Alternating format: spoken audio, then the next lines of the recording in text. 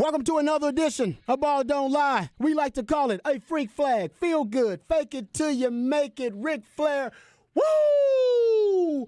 Football 512 Friday edition of Ball Don't Lie right here on 104.9 The Horn. Yes, it is Friday. We do have a job and we do have something to do. We got to break down the Super Bowl for you. We'll get into that coming up here momentarily. The Texans made a hire on their coaching staff. Made a couple of hires, actually. We'll get into that coming up next segment as well. We got the flex at 3:45. Texas and Oklahoma leaving the Big 12 early. We'll continue that celebration among the Longhorn Nation. Before we do, let's introduce you to the rest of the crew. He was a second-round pick for the Montreal Expos, but a first-round pick for the Austin Radio Network. He originally committed to the University of Texas, but decided to forego the 40 acres. He had to chase his dream and the cheese. Pimping ain't easy, but for him it's a breeze. And Gene Watson said he's one of the greatest athletes that's ever graced Central Texas. Ladies and gentlemen, Mike Hardball Hards. What's going on, brother? Man, I'm trying to figure out what I'm doing over here. I'm trying to get it all ready. I'm confused. I'm trying so to I guess not. You ain't showing that great athleticism. I'm not showing that about. athleticism at all right now, but I do know how to adapt. I make it work, baby. That's what we have to do. Let me tell you about my man that sits across from me every single day. He hails from H-Town with the Get Down. He's a lifetime Longhorn and a proud card-carrying member of DBU.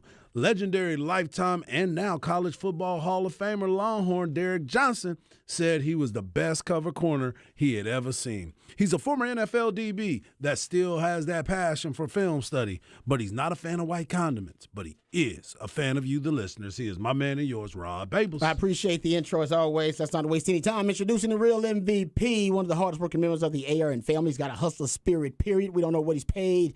We do know that he's underpaid. Patrick Davis. How you doing, Patrick? I'm doing good. I'm like Q Harge. It's been a long day already today. Got to get in the flow. Yeah, got to find that flow. Got to change my flow. Your hearts were struggling here. Usually we got a little cleanup session right before we transition from show to show, and Harge he just got it. Just got everything in the nick of time done. Took him a little while, but hey, it's Friday, man. All that matters is you get through it. It is a Friday, and coming up on Super Bowl weekend, ladies and gentlemen. Love it. We're going to be breaking down the Super Bowl most of the show. We'll do it here in the 3 o'clock. Raj around the day, devoted to Super Bowl breakdown, top of the 5 o'clock.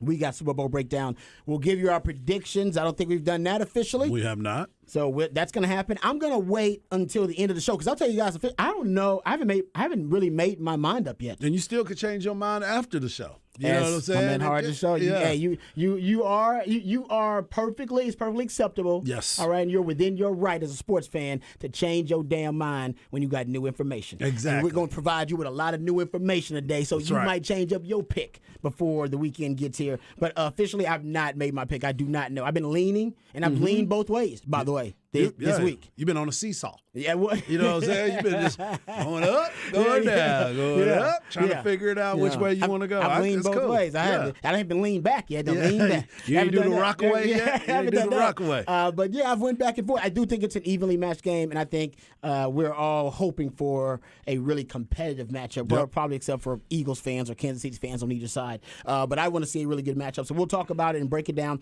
You can always be a part of the show. You're the most important part of the Pulse. 512-337-3776. You also can hit us up via Twitter. Hardball Harge. He's at Hardball Harge in the Twitterverse. Patrick Davis at It's Patrick Davis. And I'm at Rod Babers in the Twitterverse. All right, Harge. What part of the matchup early on has you most intrigued? Well, it's both defenses. Both defenses. We'll start with the defenses? Yeah, let's start with the defenses. Start with the D. Yeah, it's been, every time you were talking about it yesterday and we were going back and forth and you were highlighting all the players and what they were doing and how they've been a part of the success and the failures of this team. And then you go back and you look at the other side and you're like, man, they got some ballers over there too.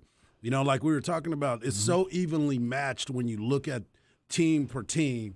They have the same exact record. They scored the exact same amount of points. They got the exact same amount of Pro Bowlers or all pros on there.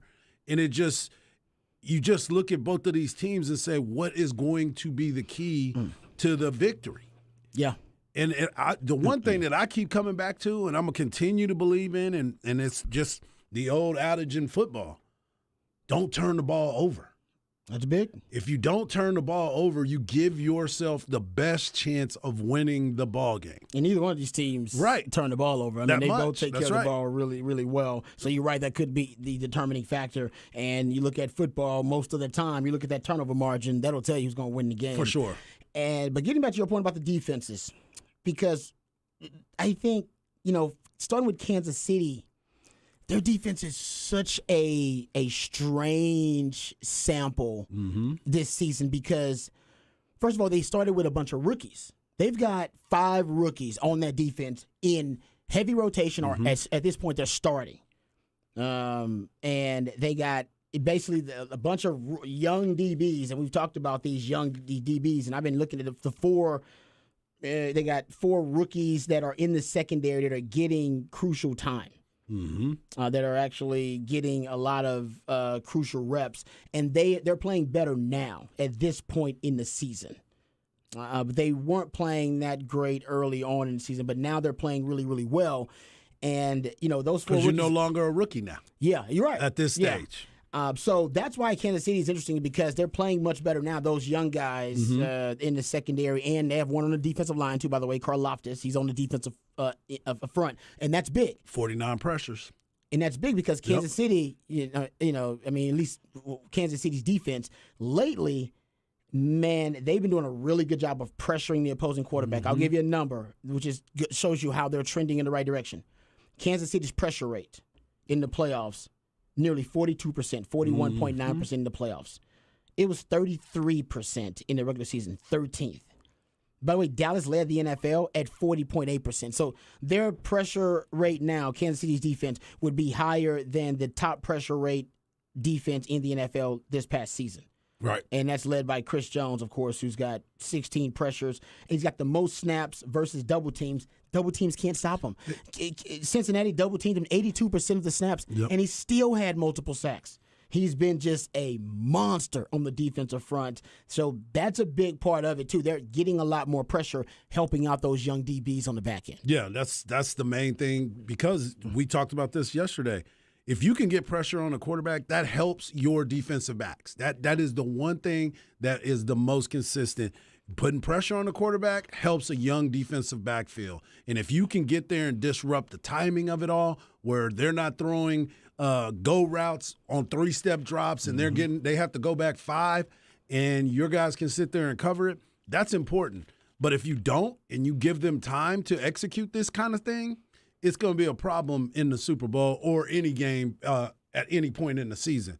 I'm looking at it the exact same way. And another name that we didn't bring up, I know we talk a lot about Chris Jones, Frank Clark. You're right. Frank Clark getting to the quarterback, that is the name of the game for him. And him being on that defensive end, that is why even with the double teams, if you're going to double team Chris Jones, you better have somebody chipping Frank Clark because he is going to get to the quarterback as well. Yeah.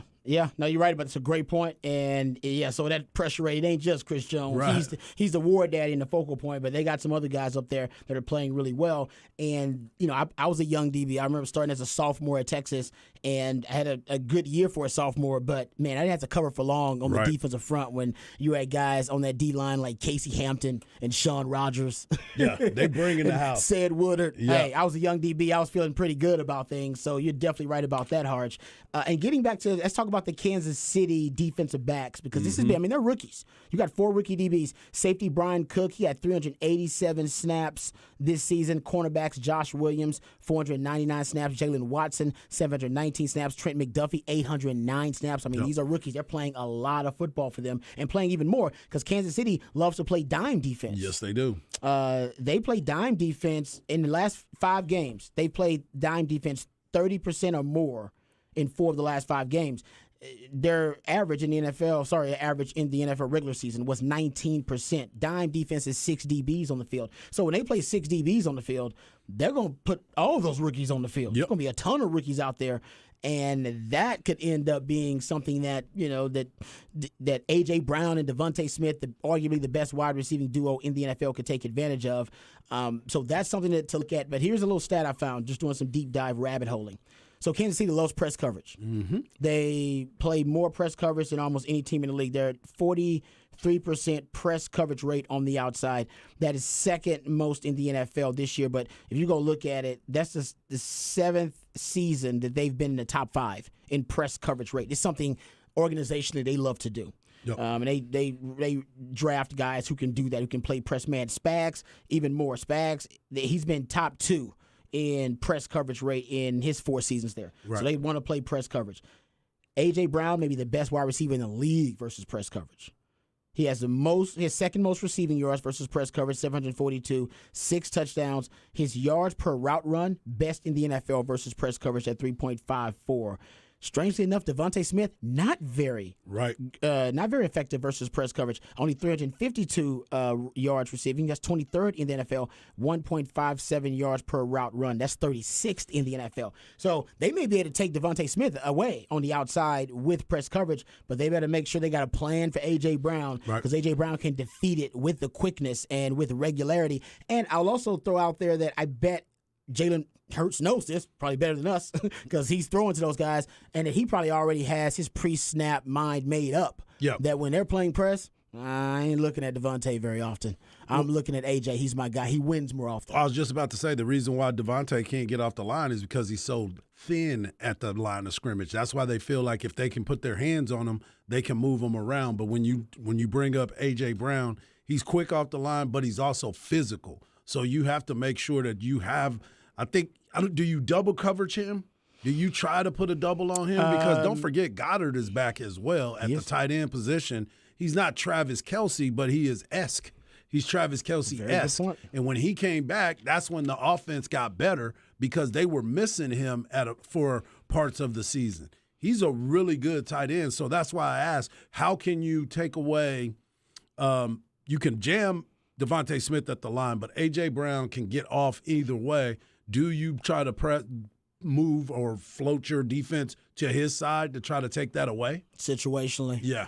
Depends on the situation. Third down, crucial down, stuff like that you want to take away. I can go there, but you're right about Goddard, man. I mean, he's a threat, too. That's the point about this. You got to pick your poison. Exactly. You're not going to be right all the time. They're going to get you. That's why they're here playing in the Super Bowl. But another thing to keep in mind, that Kansas City, this is going to be the chess match between – Spags and the Shane Steichen, the offensive coordinator for the Eagles, and even on the flip side, Andy Reid and Eric Bieniemy versus Gannon on the other side. So Kansas City plays a lot of two deep safeties, more than any other team in the league. What they call middle of the field open, which means your 2 safeties are split and the middle of the field is open, too high. They played more than any other team in the NFL, 329 snaps. That may not work against the Philadelphia Eagles, who have such a robust running game. Mm-hmm. So many different threats in the running game. Yeah. Especially with the RPO-based, essentially quintuple option offense they run. So I do wonder if Kansas City's, what I always talk about, the secret to winning these big games is really about breaking tendency. You have to, yeah. You got to break tendency every time. There's so much sample size, so much film on you. They know your tendencies. They know your strengths. They know your weaknesses. They do. And you can't deviate too much from what you do well. That's what's got you. And you got to dance with what brung you, as the late, great DKR would say. But you got to know when to break tendency at the right time. Yeah. I think that's very important. That's what wins you games, because then they go, well, we didn't prepare for that. You damn right you didn't prepare for that. Right. I knew you would prepare so well for our tendencies and weaknesses that I threw in a little tendency breaker just because I knew they're gonna be lined up perfectly to stop this play on this down, this situation, this formation. Let's get them. Right. And you got to know when to do it. Yeah. I agree. That's 100%. the key. That's the chess match. Yeah, but I couldn't agree with you more about breaking tendency. Yeah. That's something that we've talked about numerous times for different teams, because when you go out with the same repertoire every single week and you do this on 2nd and 3 and you do this on 3rd and 5, we know exactly where we can take what we need to take away from you. But what do? You change the way you go on 3rd and 5 and 2nd and 3 or whatever it may be. You have to change the tendencies, because you may run a lot of motion during this game because that's something that you never did before. Teams got to adjust to that. If they're not used to seeing you run a bunch of motions in different sets, you will see a bunch of timeouts called, because this is the game where you can't take them with you. You have to stay dialed in with it. Mm-hmm. So I'm with you on that by breaking tendencies. All right, let's jump to the Eagles' defense, which is the better defense. There's no question about it. I mean, that defense is. It really has so many different elite levels to it. The defensive line is elite. Their corners are elite. And, you go look at their pass defense, their pass rush. There's really not a lot of weaknesses with this defense at all. If the Eagles end up playing a lot of man coverage, which I think they could end up doing. I think they could end up playing man coverage versus these Kansas City wide receivers, because Kansas City's wide receivers don't really threaten anybody. That's why Kansas City have opposing defenses against Kansas City have played the third most man coverage snaps in the NFL because nobody fears their wide receivers. Right. Nobody's scared of the Kansas City wide receivers. Everybody assumes, oh, you know what? My guys can match up well with their guys. And most of the time they're right because it's just nothing against Juju Smith-Schuster and Marquez Valdez-Scantling and, Mecole Hardman. They're really good players. Right. But they don't demand gravity and don't demand a double team like a number one wide receiver or like the two wide receivers from Philadelphia. Right. So if they play a lot of man coverage, it'll be James Bradberry on the outside, Darius Slay. That's what I assume they're going to end up doing. There are no two better corners in the NFL that can match up on the outside. James Bradberry is having a career year. I mean, he's only allowed 2 touchdowns this year. Got 4 interceptions, 12 PBUs, 51 passer rating allowed. He's just a monster. And then Darius Slay is all pro, and he's been targeted, I think, 80 times and only allowed 44 receptions, but he got 3 interceptions, 76 passer rating allowed. They can lock up on the outside, and I don't know how often they'll be tested. They can be beaten. I'm not saying that they're locked down, not Sauce Gardner out there or anything, but they are one of the best duos out there, and I think they'll win more oftentimes than not against Kansas City receivers, which leaves the guys in the slot and the guy and Kelce. Right. You got to figure out an answer for Kelce and the guys in the slot. And he'll rotate different players into those slot positions too. Yeah, no doubt about it. I mean, every time I look at how this game is going to play out, and I love the way that you're presenting this because here we go again, Rod. You got me over here thinking. You got me over here thinking too much about how I want to place this wager that I keep thinking about, and it could go either way. It could go either way. Right. I'm telling you right now, it could go either way. And that's the frustrating part, but it's also the part that we've been begging for, right? This is why these are the two best teams headed down because they have so many options that they can work with. They have so many different schemes that they can play with. I'm over here, as you're talking to me, I'm looking at what you're saying, and I'm like, yeah, because that's what Vegas is looking at as well. Mm-hmm. Vegas is looking at – that's why this number has not changed from the day it came out. It's 1.5. It still hasn't moved. It's 1.5 for Philly now? For Philly. Yeah. It's just sitting there.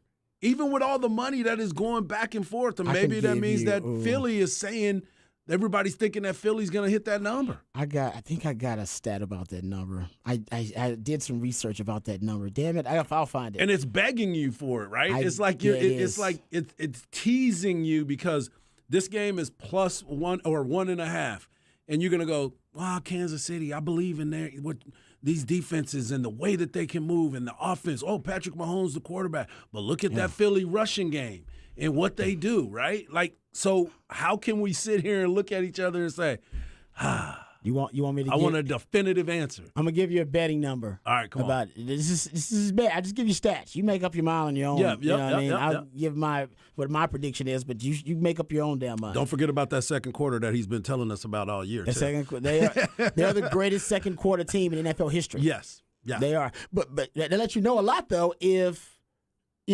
basically Kansas City can withstand that second quarter. Yeah, exactly. Because that's why they usually deliver a knockout blow, which is why they don't even know how to play fourth quarter games. They've played some, but if this game becomes a fourth quarter game where it's tight in the fourth quarter, I think it might favor Kansas City. I would agree with you on that. Because Andy Reid and Patrick Mahomes have been in clutch situations like that. I agree with you. You know what I mean? In playoff situations. And not that Jalen Hurts can't handle that and hasn't been in big games, but I think that would favor Kansas City. Now, if Jalen Hurts and Philadelphia goes into the fourth quarter with a lead, maybe just a one-score lead or a touchdown lead, I think that favors Philadelphia because they're used to playing with a lead. Right. But then Kansas City, they're the best team in the NFL coming from behind. They're the best winning offense. Time, right? The best offense in the NFL when they're playing from a deficit. Right.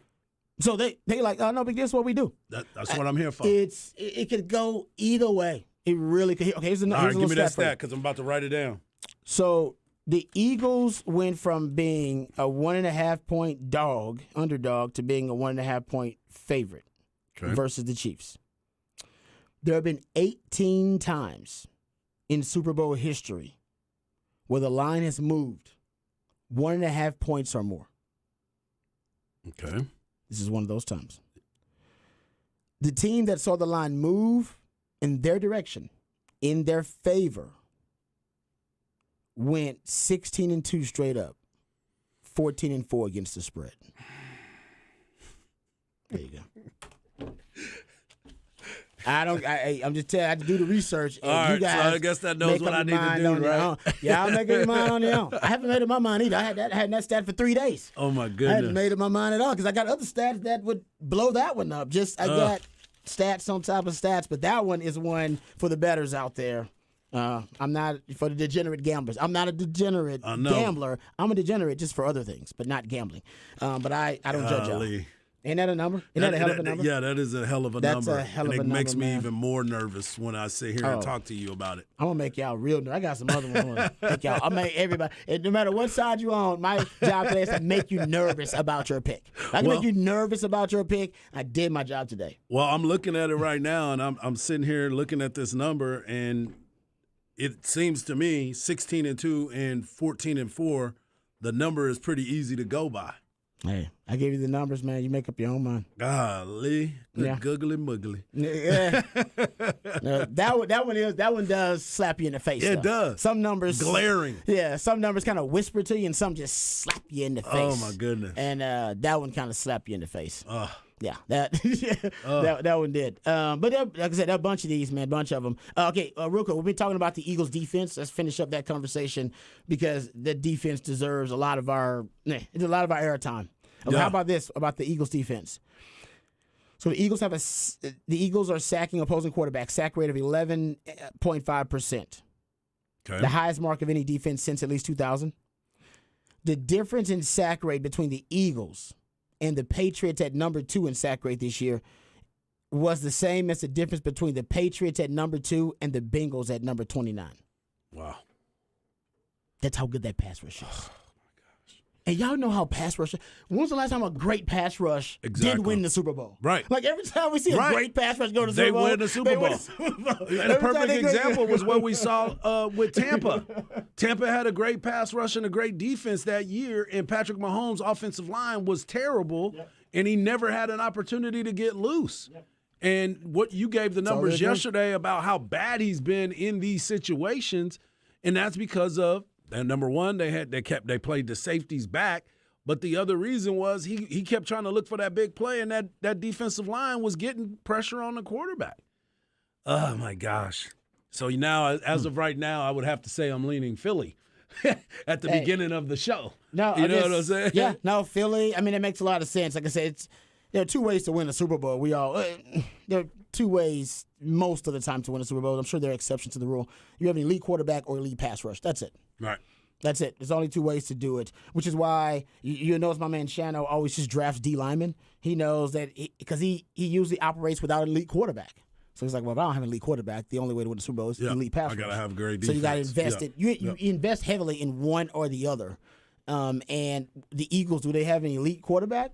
I don't think Jalen Hurts is elite. He's No. damn good, not elite. What do they have? Elite pass rush. And that's keys to victory. And honestly, right now, Kansas City might have both.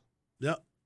I told They you do. their pressure rate is higher than anybody's pressure rate all season long, including the Cowboys. Yep. And they got the best quarterback in the NFL. There you go. So, I mean, yeah, I can lean Philly, but I mean, Kansas yeah. City is. I mean, you're going to give me a stat a little bit later that's going to make me say, man, I sure am feeling good about Kansas City right about now. I didn't say that's my job. My job is to make y'all waffle. Yeah. Make y'all go back and forth. And I've been known to do so. Oh no! Hey, I'm doing it too. Yeah, Like I've I been said, known to do so. This matchup is, man, it's got me all titillated. Yeah. I'm feeling real good about it. Do y'all have y'all made y'all's food choices for the Super Bowl yet, or what y'all eat? Are y'all going to a party? No. Yeah, Your boy is not doing that. Some people Yeah. have. Are you going to a party? Yeah. Yeah, so you're single. Well, he's single though. yeah. He's single. He's got to get around some Plus, ladies. it's gonna be a bad game. We all can agree. Whenever it looks this good, it's gonna be bad, right? Oh, don't say Come on. that. You know what You know when that happened? Seattle and Denver. That's what I'm saying. Every time I feel like it's gonna be good, it makes me feel like it's gonna be Soon as bad. he snapped I'm the trying ball to over reverse his jinx head. it. I'm trying to reverse jinx it. Okay. Please don't happen, man. And please don't. That Yeah, was. please don't do that. Oh, I'm 'cause trying to he's reverse right, jinx because it. we're bragging a lot about it, but you're right. That's usually how it goes down. That is the way it goes Damn down. you, Patrick. Damn I'm you. trying to reverse jinx it. You Don't see what you I'm doing? wish that on us, did Ricky you get a Bobby? haircut? Yeah, I Yeah, cut he my did. hair. Yeah, he he's did. going to see some ladies. Yeah. He said it's you think party he's slick. time. You think he's slick? Got to work early He's going on to Saturday. the Super Bowl party. Yeah, Got to That was go a work party. early Get on a haircut. Saturday. for the You're Longhorns. giving me way too much credit. I woke up this morning and was like, I don't like my hair, and I just cut it off. That was literally what happened. So I just didn't like it this morning, and I cut it off. I would But- say subconsciously, you're about to be around some potential single ladies. So yeah. you're like, hey, because Super Bowl parties, I guess, are a great place to meet chicks because ladies want to go to Super Bowl parties. Yes, they do. On Super Bowl Sunday, ladies like to go to parties. yeah. Because guys are like, I just want to go somewhere and make sure I'm watching the game. Watch the and some game. guys are, if you're single, you got to go to a party. I feel like Yes. when I was single, I was like, man, I got to go to a Super Bowl party. I would be going to that party with you, Yeah, Patrick. but now that I got a woman, I'm like, no, I'm Yeah, at the crib. I'm good. Man. Ain't I'm nobody chilling. at our crib. Nope, just me and her. Yep. You know, I like to watch football like I watch porn. Yeah, there it Just is. me and the game. And the darkness. In the darkness, me in the shadows. Yeah. And the missus is invited. I will say, Exactly. I put up a video on the YouTube and the Horn YouTube page talking about some party tips for everybody. But I'll tell you, the most important one is you have to have multiple TV setups. Very So true. the party I'm going to, they have the living room, they'll have another one, and then they have the backyard. In the backyard, this big backyard. You set a projector in the backyard, Ooh. and then you can kind of roam around and get away from people if you want, or get near like.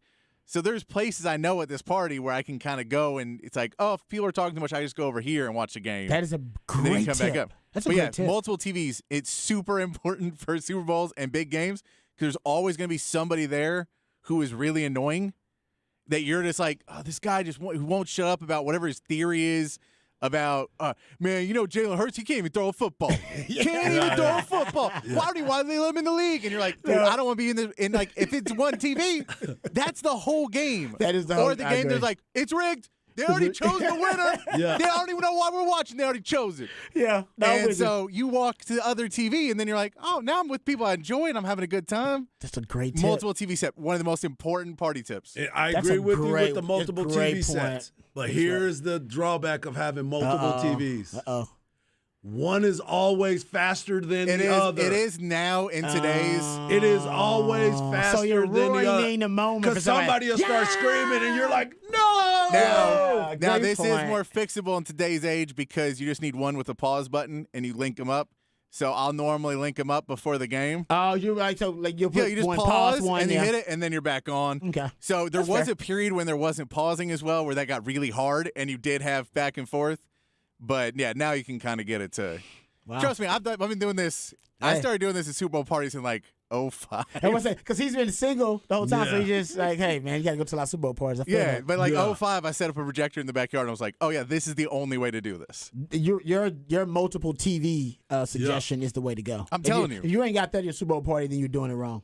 You're doing it wrong. I agree Yep. because that's what the most annoying thing about a Super Bowl party is that there are annoying people in the room, and they're Exactly. not being annoying. Especially on, in your one room. yeah, but they're not being annoying on purpose. They're just at a party. It's a party. We're actually the annoying people because we want to watch Yeah. a football Yep. game during a party. That's the annoying part. So we're all annoyed with each other. So you're totally right. Exactly. You need multiple TVs for the people who want to focus on football. Yeah, For people who walk want to have away. a party. And if you want to Yeah. just walk away for a minute, go out, and then like you get a backyard, so you can put a fire out there if you want. It's No, I'm with nice. you.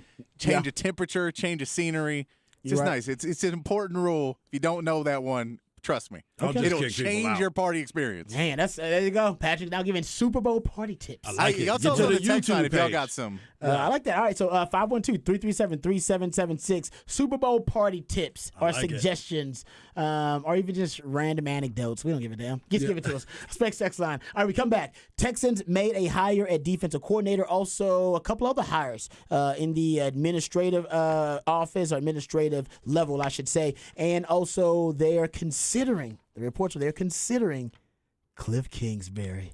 Yeah, that's the laugh that I wanted right there. There you go. We'll come back right here on Ball Live. What if down the horn?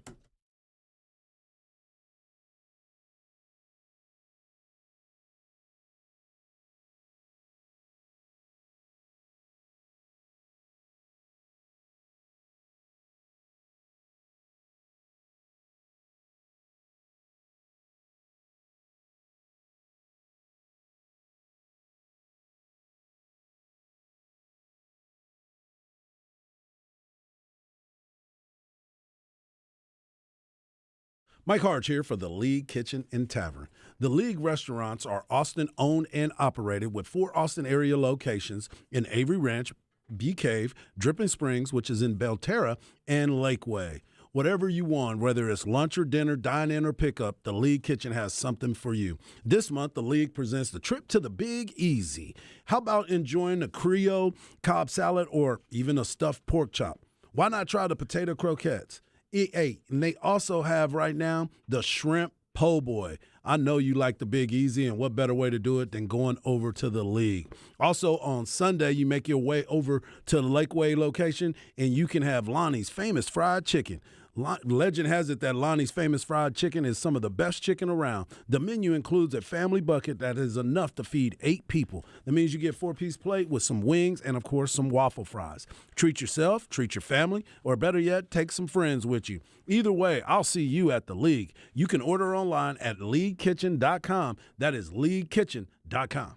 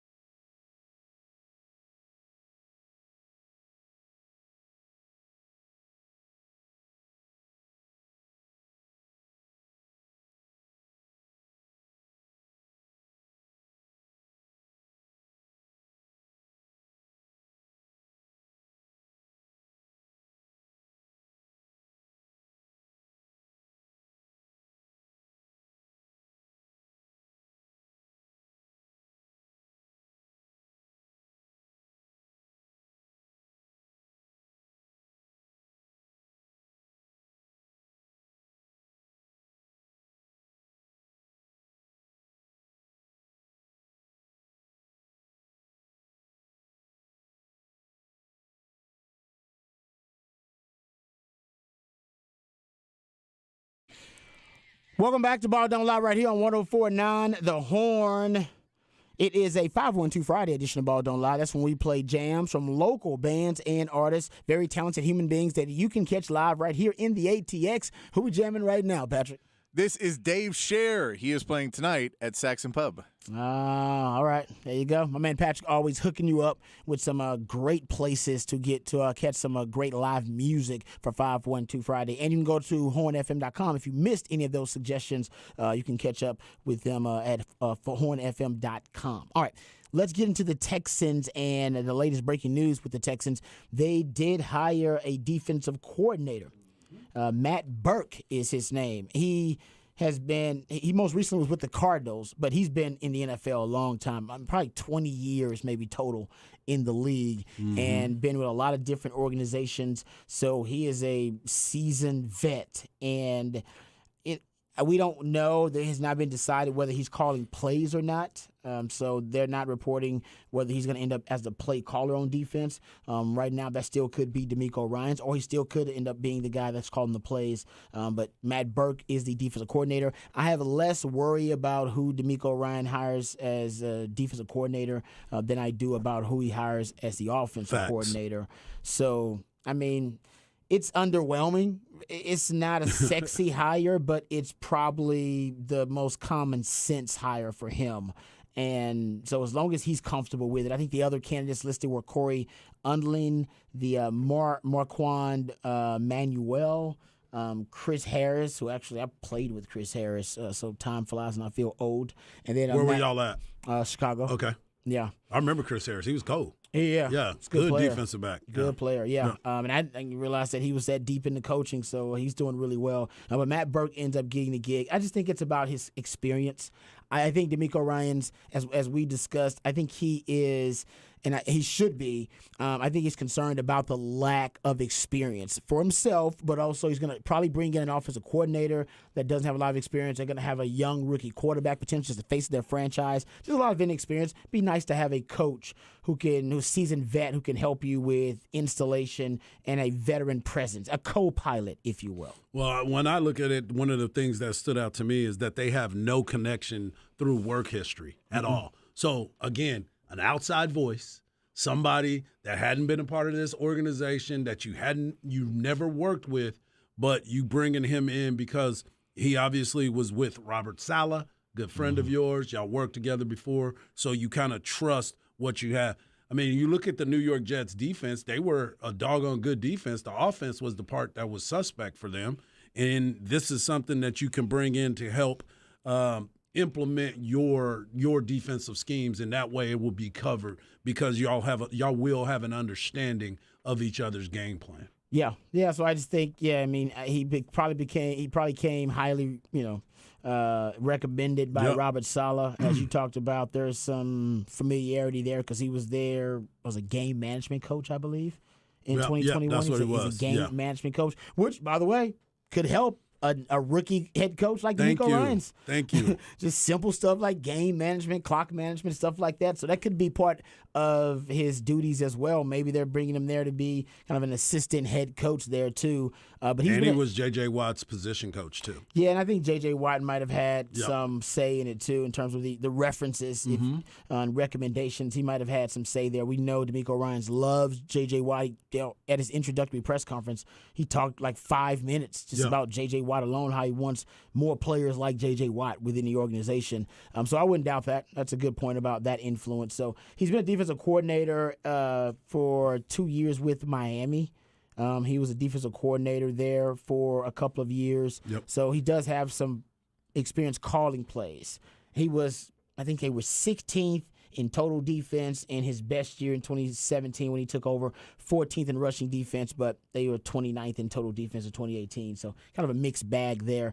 But it's, like I said, underwhelming, but I'm not worried about the defense because he is the defense. Yeah. I'm worried about the offense. Yeah, no doubt. So the offensive coordinator, to me, that's the one that matters. And also I said, quarterback coach and assistant head coach is going to be big. Maybe Matt Burke is going to be that too. Well, there's some names and some little rumblings out there that he may be looking at a certain former Cardinals head coach as a possible OC. That's crazy. That's crazy. Yeah, Aaron Wilson reporting Texans are in discussions with Cliff Kingsbury. Yeah. Wow. Yeah, come in, help that new young quarterback and teach him the ways of the NFL. Maybe this quarterback will pay attention to what he's suggesting to him. Man, that would be very surprising to me. That he would take a job like that? No, that DeMeco Ryans would hire him.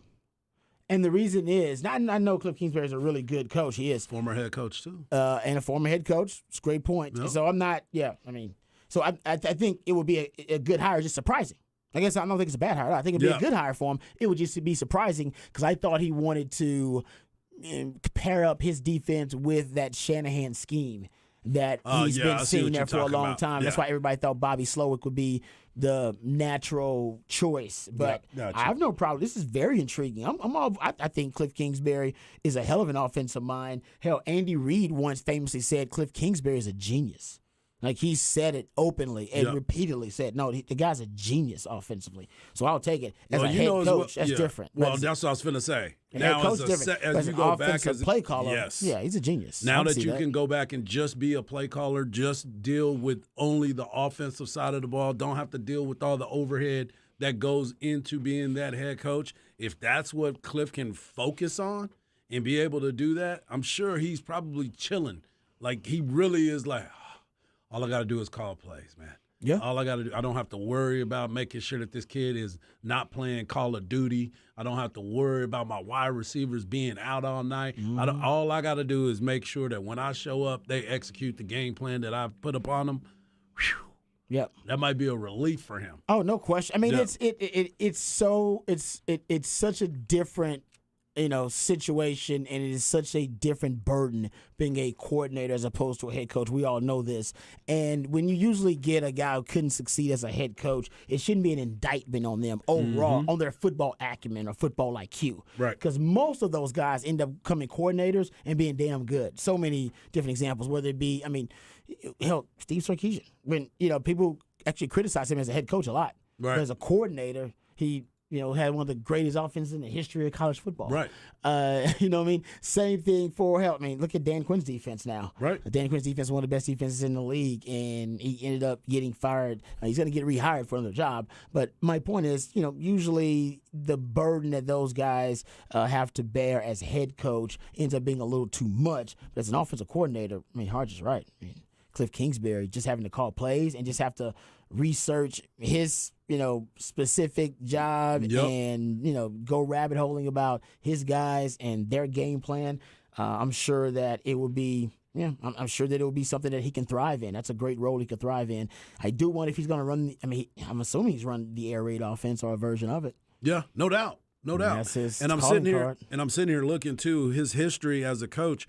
He was at U of H as a offensive quality control coach. He was also at U of H 2010 to 2011 as co-offensive coordinator and quarterbacks coach before he went to Texas A&M. So he has some sort of connection to the city at least. He kind of knows where things are. And if he can go in there and be a good offensive coordinator for that team with a young group, that might be something to pay attention to. I think he could be a good offensive coordinator. As soon as I saw that, I sent that to y'all. I was like, that's a splash hire. That'd be a splash hire. Right. Because that came out of nowhere. I didn't hear his name mentioned really for any vacancies at all. Everybody thought that he was hanging out overseas, kicking it with his model girlfriend. Yes. Who is a model girlfriend. She is very talented at modeling. Yes, she is. So I thought that would be the case. But if he ends up pulling this off, it would show that your dynamic hire of DeMeco Ryans is already paying off. Right. That he has made Houston sort of an it location. He has made them trendy because DeMeco Ryans. Remember, I said it means a lot that he chose the Texans. Right. It means a lot that he was sought after. He was coveted on the open market by multiple teams with vacancies. And he said, no, I'm choosing the Texans. This is my dream job. Right. That the Denver Broncos made multiple runs at him. And he said, no, I know y'all can pay me a lot of money. I'm good. I'm going. This is the dream job. I prayed for this job years ago. I got to take it. Right. I mean, I prayed for it and he came over and I got to take the job. Taking the job. That's my what job. it's about. He chose Houston, called it his home, called it H-Town. All right. So he's familiar with it. And I think that matters because, the enthusiasm and he brings now as being a part of the position. Hell, with Lovie Smith, nothing against Lovie, nothing against David Culley. The Texans settled on those guys. Right. Well, they knew what their plan was. Well, and nobody wanted the Texans Right, job. right. Everybody knew they were a fuster cluck of an organization. They weren't Right. able to get a good hire. They No weren't doubt. able to get a top hire, one of the top, up and coming rising stars of coaching like DeMeco Ryans. Yeah. He'd have been like, oh, hell no, I'm not going there. Right. But he did. And so that's why it matters because now I think you have he's sharing that enthusiasm with other coaches if he gets a guy like Cliff Kingsbury. Yeah. Like, no, man, I want to be a part of what you got going on here. And he seems to be a great guy. You know what I'm saying? DeMeco Ryans, that is. I'm talking about everybody likes They like DeMeco, him. and everybody spoke highly of him. Yeah. And if he gets this opportunity, obviously he wants to make it big. Why not go get a splash hire? There it is. Somebody that everybody knows. Mm-hmm. Yeah. No, that's really interesting. Okay, so also Nick Cray. You know the guy that holds the boombox when the San Francisco 49ers are coming out of the locker room, usually? There's Yeah. a guy, if you may have seen it on social media, if not big deal. But he's their chief of staff. He is now the chief of staff with the Houston Texans. He decided to join DeMeco Ryans and leave the San Francisco 49ers and leave Shano. And he's joining the Texans as their chief of staff. He was with North Carolina State before that as an assistant director of football ops.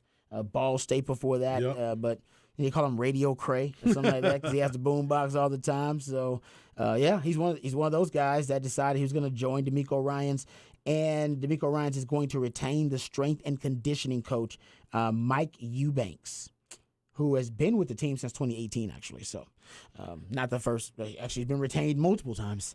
Yeah. So, he's keeping the strength and conditioning coach. So, he's got a strength and conditioning coach, got a chief of staff, got a D coordinator. I'm sure he'll start building the defensive staff now, but still need to hire an offensive coordinator. That's the big one. Maybe it's going to be Cliff Kingsbury. We'll see. All right, we'll come back. We'll get into the flex on the other side right here on Ball Don't Lie on 104.9 The Horn.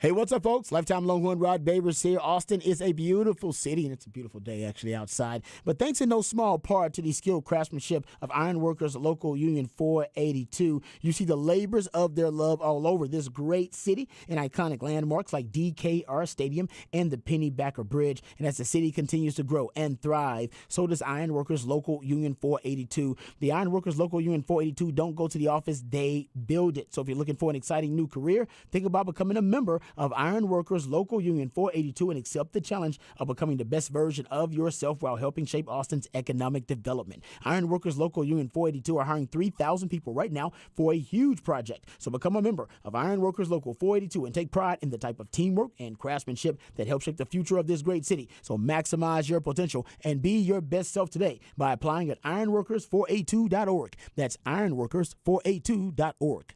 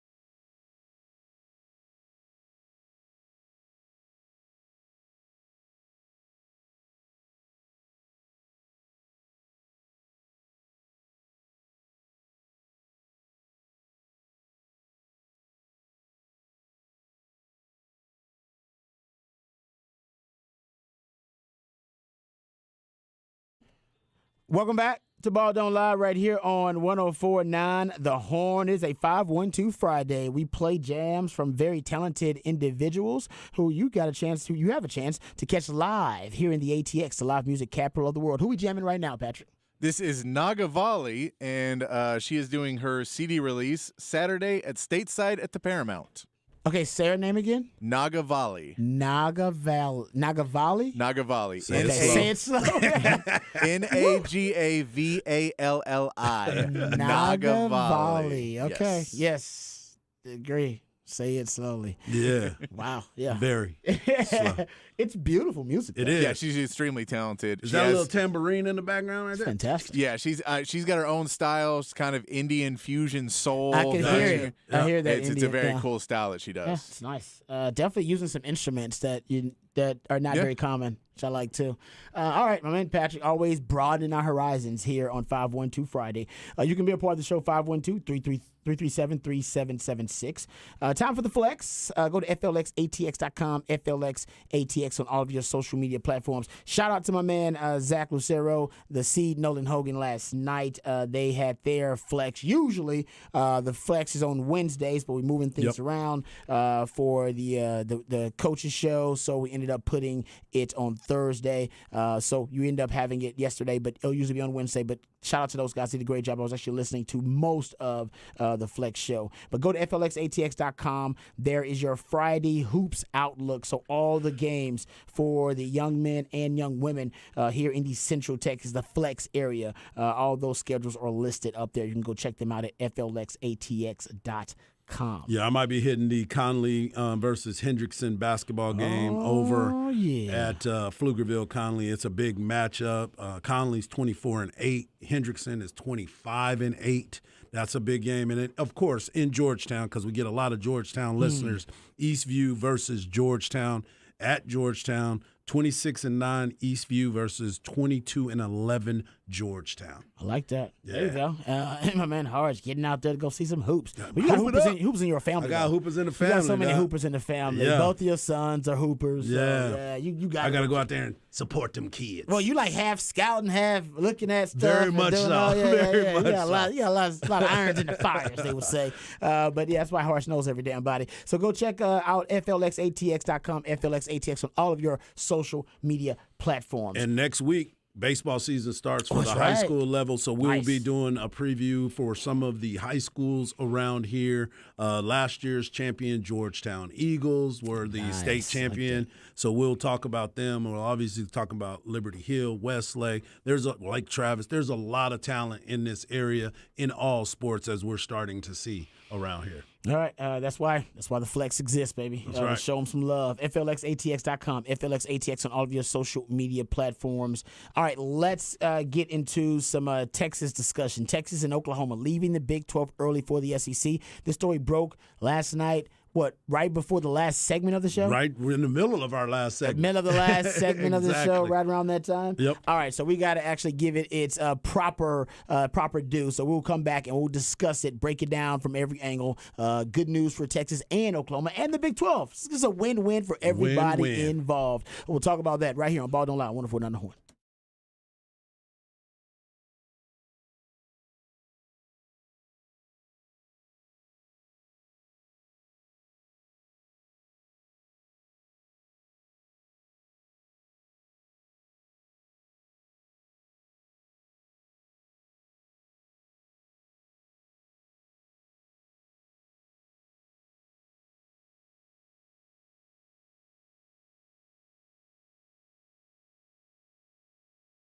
Mike Harge for Quick Roofing. Let me ask you a quick question. How often do you think about your roof? Probably right now, with all the destruction that we've seen from the tree branches falling down and actual trees that are falling down. This is a perfect time to get in touch with Quick Roofing. Go to quickroofing.com today.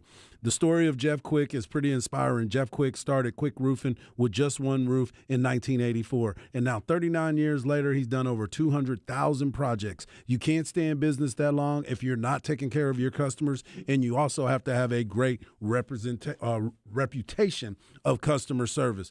Listen, this is the time for you to reach out to them. It's more important than ever because I know a lot of people are probably knocking on your doors and trying to figure out, hey, if you need some help. But most of those people are coming in from out of town. These guys are right here for you. You'll get that free no obligation inspection. You get a 7-year workmanship warranty.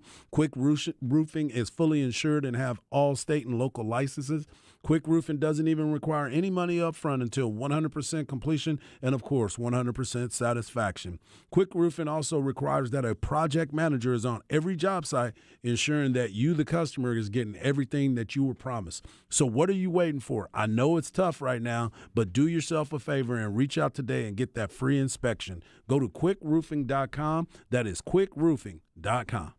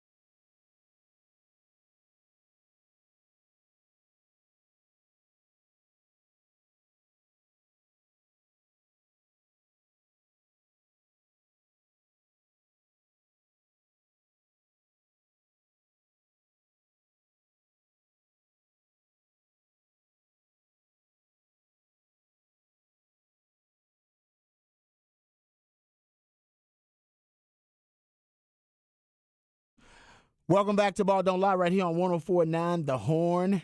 It is a 5-1-2 Friday. Damn it. I was waiting for the break. There it is. I was waiting. I was like, I don't know when it's coming. So I'm just going to come in, and I would have waited 3 more seconds. The break was right there. Yep. That's Craig Way always taught me, wait for the break. All right. Sorry, I screwed that one up. 5-1-2 Friday, we play jams from very talented human beings. Who we jamming right now, Patrick? This is Ray Prim. He is playing Saturday at the 04 Center. All right. You tell him I no apologize idea. for not waiting for the break. I'll tell Ray. Yeah. I like the song, though. Where's It's a nice the song. 04 Center? 04 Center, South Lamar. Oh, okay. South All right. Lamar. All right, my man Patrick always hooking us up. 5-1-2 Friday, hooking you up as well on a 5-1-2 Friday, giving you great talent to see this weekend and giving you a lot of options. You can act really cool with your significant other, your friends, and act like you know where all the great music spots are and all the great up and coming musicians are. All you gotta do is listen to my man Patrick, or go to hornfm.com if you missed any of the 5-1-2 selections. Harge, there is reason to celebrate, not only because it's Friday. TGIF, thank God it's Friday, and Super Bowl weekend, so unofficial holiday in America, so happy Super Bowl weekend to everybody. It is also a great day because we have learned that Texas and Oklahoma, I'm not happy for Oklahoma, but I'm happy for Texas as a part of this, obviously, this movement for them to go to the SEC. It has been reported, you reported it yesterday because it broke like in the last segment of the show, that there was a compromise that was able to resolve the financial dispute happening over the exit fees for Texas and Oklahoma. And now, because they have negotiated an exit fee, I believe combined exit fee of $100 million between Texas and Oklahoma, they will be allowed to join the SEC. Well, I should say leave the Big 12 first, but then join the SEC in 2024. And 2023 will indeed be Texas's last season, year, whatever you want to call it, in the Big 12. I'm down with this. I'm excited about this. We knew it was coming because we had talked about it, but we didn't know that it was coming to this fast. We didn't know it was going to happen within the 2 years because originally they were like, nah, we're just going to let it play out. We're going to wait and see what happens. If it happens, it happens. But right now, just plan on going in 2025. And so everybody was like, yeah, cool, whatever. Now everybody's like, okay, we got ourselves a party. They done already tweeted out the SEC logo. They've got everything. They had it on deck, ready to go. Ready to go. And it was great. And if you didn't get a chance to hear that interview with Chris Del Conte this morning with B&E, go to the podcast page and check it out at hornfm.com because he was really excited about it. Should be. Really excited about it. I mean, you now get to play in the best football conference, and some would even argue the best sports conference, college sports conference in the country. And yeah, the payout now is going to be unbelievable because the SEC just distributed this, I think this past week or something, at least it was reported this past week, $49.9 million per school. That was the payout. And with their new ESPN deal, the teams, or at least the schools, are expected to make $60 to $70 million per school in their annual payouts. Yep. Ooh, 60 to 70? Yeah, let me get that bread. Run me my money. That's why I think, and we've talked, and it's a big part of this negotiation too, because there are a lot of moving parts. But as part of the exit agreement, this was reported by Sports Illustrated, Longhorns and Sooners will owe a combined $100 million to the conference, much of it which will be distributed to the 8 Big 12 legacy universities to offset expected decreases in their 2024 revenue. The $100 million will be a deduction from their yearly distribution over the next 2 years. So that's big because you're going to make a whole lot of money over the next 2 years. So Texas and Oklahoma can take that hit. 60 to 70 million, you already take that hit. Details of any Fox and ESPN agreement were unclear, but Fox is expected to receive additional inventory. This is key. Inventory or compensation for the loss of the 2 schools in 2024. So what has been reported now by multiple outlets, an inventory trade of some sort was reached. And that inventory trade could have something to do with the non-conference schedule for Texas. So Fox would get a game or games that ESPN would own. That was an option during the last talks that they were discussing. That includes offerings like the non-conference games. And the latest report is that Texas is moving their Michigan series, or at least not moving it, they're switching it, I should say, because Texas was set to have a home and home with Michigan 24 and 27, and Texas was going to host Michigan in 24, and then they were going to travel to Michigan in 27. Now we flip that. Yep. Yeah, so now you're going to travel to Michigan in 24, and then you'll host Michigan in 27. So, and that would mean Fox would get some type of compensation, some recompense for their losses, because that would be a Fox game, a Texas-Michigan matchup, which would be huge. All right, that'd be a big-time matchup. You're talking about a lot of straight cash, homie, and that's what this is about, because Fox will be losing a lot of money because Texas and Oklahoma are their main draws in the conference, and usually the Texas-Oklahoma games, no matter if they're playing each other or they're playing other schools in the Big 12, those are some of the biggest money makers for Fox. And when they did the math, they're losing so much money, or so many dollars and so much revenue because of those losses. And not only are they going to get paid some cash, all right, in compensation for those losses, but also there will be inventory swaps, if you will. Right. And this is going to be one of them, Texas, Michigan. And that's why the inventory was so important, and that's why the delay was right there, is because, hold up, man, we're supposed to have this game and this game, and now we're going to lose the money on this game. We're going to have to flip some. And ESPN, I mean, you think about it, if ESPN, which is also ABC, gets a lot of those games as well, and you can get a chance to have that game switch where your financial – because think about it, and I know people don't like to hear it, almost every game that Texas played was one of the most watched. That Alabama game was one of the most watched games. The Oklahoma game was one of the most watched games.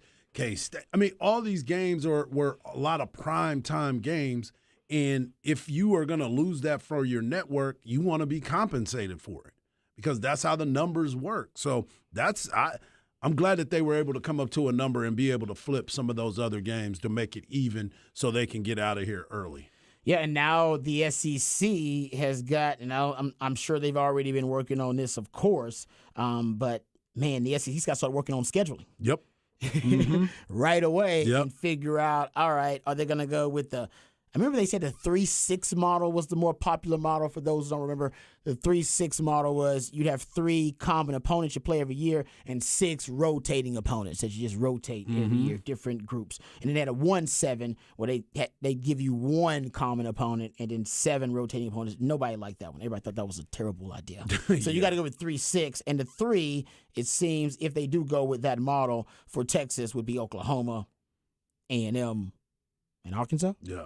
Seems like the most natural 3 and for that's you. what we would like, right? Maybe they throw LSU on you. I don't know. Maybe they'd go border state thing. I would throw LSU I would instead of love Arkansas. that. I don't know, but Arkansas is, I guess considered, because the old school Southwest Conference rivalry, more of a rival than LSU would be. Yeah, but LSU is sexy. I'm all in. Yeah, LSU is definitely sexy. I would love the Arkansas. I would love the Texas A&M matchup. But I'm down for the LSU, because think about it. That's still a very travelable destination, because they have great tailgates. So why not make that part of the relationship for year after year? Because we remember how crazy it was when LSU came here. Yeah, we were looking forward to that return trip. Exactly, and COVID got us, so we didn't get a chance to go there. Looking forward to that kind of stuff. Right? Wasn't that the return trip? Exactly. Wasn't it supposed to be the next year? It was around COVID. Yeah. I remember that. Yeah. Nah, that's upsetting. Yeah, exactly. That's a good point. So they owe us. That would have been one. wild. No, we don't. I think it most probably will be Arkansas, but I've heard some talks about LSU. I know for the Aggies, they probably would end up with LSU and Arkansas. Some people want to throw them into Oklahoma in there with A&M too. I don't know exactly how that work out. This is good for A&M because A&M needs more rivals. A&M's going to get back the Texas rivalry, which is great for them because I know Aggies don't want to admit it, but Aggies don't have a rivalry. Right. So it hurts your brand a little bit not to have a rivalry, and you can't. They want to be a blue blood. They're not a blue blood, so Yep. Longhorn fans Yep. don't get mad at me. I'm not saying they are. They're not a blue blood, but they live in the same neighborhoods as all the blue bloods, Right. and they drive the same cars. And you know what I mean, they got they have the same kind of bank account, if you will. All right. Same cash flow as the blue bloods, but they're not a blue blood yet. They're just really playing the part, fake it till you make it kind of thing, and good for them. But blue bloods have rivals, Yep. and that's why I'm glad Texas is getting back to Texas A&M rivals, because really elite, prestigious blue bloods have multiple rivals, and Texas Like will have- everybody keeps saying, "Oh, Texas is our rival." We're like, huh? exactly. Like what? Texas Tech thinks they're Texas rival. Right. Baylor believes they're Texas rival, but everybody knows Oklahoma is the main rival. And that's ultimately what led to A&M feeling like more like a little brother, is because they were a secondary, right? They were a side piece. They were Texas' side piece. And by the way, they didn't want to be a side piece. And good for A&M. They shouldn't be anybody's side piece. They didn't want to be Texas' side piece anymore. So they went to the SEC to force their own path and did a really good job with that. And now I see why a lot of them are disappointed, because now they're going to feel like a side piece again. Unless they start whipping up on Texas with frequency, which could happen. I doubt it, but which could happen. But other than that, They still got Jimbo as their head coach right now. So exactly we'll what see I said. But they spend a lot of money on recruiting. Like I said, they act and walk and talk like they're a blue blood, just not necessarily one yet. So I do think them getting a rivalry is good for them. And this new schedule format, whatever it may be, it'll force rivalries together, No doubt. because you're gonna have 3 teams you're gonna play every year. And So I those think will it'll be feel like great rivals. it'll be great for ratings. It's great for, like you said, the blue bloods, when people get a chance to talk the trash. Because right now all we're doing is talking trash. It doesn't even matter. Oh, A&M this, A&M that. Oh, Texas this, Texas that. Don't matter. Now we get a chance to get back on the field and have them play each other. And we already know what it's going to be. And the best part about it, they should probably put it on Thanksgiving. Put it back on Thanksgiving, where Texas and A&M play each other, whether it's home and away, whatever you want to do. Make that the Thanksgiving Day game again. You could. I don't need it on Thanksgiving though. I mean, but you can You do can it. get it any time, but I mean, if Yeah. you could take it back to that, I guess you could try to make it special. Yeah. I wouldn't mind it at all. I don't need it either way. I do want rivalry back though. It's about that time. Craig Way famously said at the time, and he turned out to be, on the money. Turned out to be an astute observation. He makes plenty of those. But he said they're not breaking up forever. That's just like Ross and Rachel from Friends. They're on the break. He said they're on the break. He said as soon as they get done with this break, they'll be back, just like Ross and Rachel. Yep. They'll end up together. And he was right. I mean, they're going to end up back together again, and I can't wait for it. I think it'll be really good for the state, really good for both programs too. I think both programs can end up kind of benefiting from it, but I'm alone in that. Most Longhorn fans believe it's them, and it's them or it's them or the Aggies. Like, you can't have both succeeding at the same time, and maybe they're right about that. The Aggies and the Longhorns have only had one double-digit win conference in the same season once in the history of the programs. So most people believe that one team's or program's success has to be at the expense of the other. All right, let's get to, since we're talking about Texas and Oklahoma going to the SEC and this obviously this negotiation, this resolution to their exit fees and them being able to leave. What are your thoughts this year about Texas leaving as a Big 12 champion? Is it something that is should we expect it as a Big 12 champion? Because I know we've talked about them getting there, and that would be a successful season. Now that you know you only got one more year in the Big 12, this is it, one more season. I'm all about that. Man, I'm all about that. I feel like there should be a little bit more added pressure No. for Texas to win that damn thing. Oklahoma, there's no pressure. Oklahoma's won more conference titles than Texas has even played for in the Big 12. Right. Oklahoma this is Oklahoma's conference. Sorry, in football. It is. Yeah, Longhorn fans don't want to admit that, but it is. It's their conference. They've owned the damn thing. I mean, let's be honest. Let's be honest. I'm glad you said it. We're going to a new conference, so now we can be real about it. They've owned this damn conference. I'm glad we're leaving because it's theirs. Right. I want to go to a But conference. we're going together. That's all right. That's all right. We're going but we gotta together. leave this place because this place, it stinks like Oklahoma. Yeah. It's got Oklahoma. It stinks to be damned like Sooner. It does. It does, man. You know it does. Oh, trust me. All up and down this damn Yes. thing, man. It Yeah. smells like Sooner. So I'm glad we got to get out. And I think it would be fitting. It would be a Shakespearean irony if Texas could win the first one and win the last one. Yeah. It'd be a beautiful thing. Hey. It'd be a great way. Bookending that thing. Yeah, it'd be a great way to put an exclamation mark. There's on been a your lot of tenure chapters here. in there. There's Been a lot of chapters. Well, what better way to close it out? I Like feel you like- said, winning it, Oh, it'd be so sweet, man. It'd be so sweet. bookending this thing. It'd be so sweet, Sark. Yeah. It'd be so sweet, man. So I feel like Say yeah. it louder for the people in the back. Oh, I just I hate but Longhorn fans know I'm right. I mean, the Sooners, our rival, has owned this conference. Yep. I mean, they've won more than we've played for. Then that's fair to say. I hope I'm not being hyperbolic, there. Man. But I listen. I love what Sark is doing. Now I think for him to win the Big 12 in the last one, give the middle finger to the conference on his way out, it would be sweet victory. Sweet like irony that. too. All right, let's get into someone's talking Texas football. I guess we couldn't talk a little Texas football since we're right here in the conversation. Yep. Harsh Knock Life. Before we do that, what you got coming up for Harsh Knock Life? I'm going to talk a little bit about this Super Bowl and these two quarterbacks that are going to be participating in it. I know you brought it up yesterday, but there was another part of the story that we didn't get a chance to talk about, and I got to send a little note this morning, so I want to bring it up. I like that. All right, talking about these Super Bowl QBs. We'll do that during Harsh Knock Life. But yesterday, other breaking news, aside from Texas and Oklahoma leaving the Big 12 early, which got everybody all amped up and excited, some other news got Longhorn fans all titillated, and it was the sight of a Quinn Ewers clean cut Quinn Ewers. Oh, yeah. The mullet gone. Now he looks a little bit more clean cut, and I haven't seen a Longhorn fan yet complain about it. Longhorn fans, I think, are on a maybe not a consensus, maybe a majority that they are positive about these changes for Quinn Ewers, and they believe it's going to lead to good mojo on the field. Yeah, everybody keeps thinking this is the year because he cut his hair. Cut his hair, man. This is the profile of a champion. Hey. My man is ready to be, he's all business. He's all serious about his business. And it's kind of funny because everybody has looked at him when he was walking down the hall. They saw the pictures and they were talking about it. And then I just saw a video.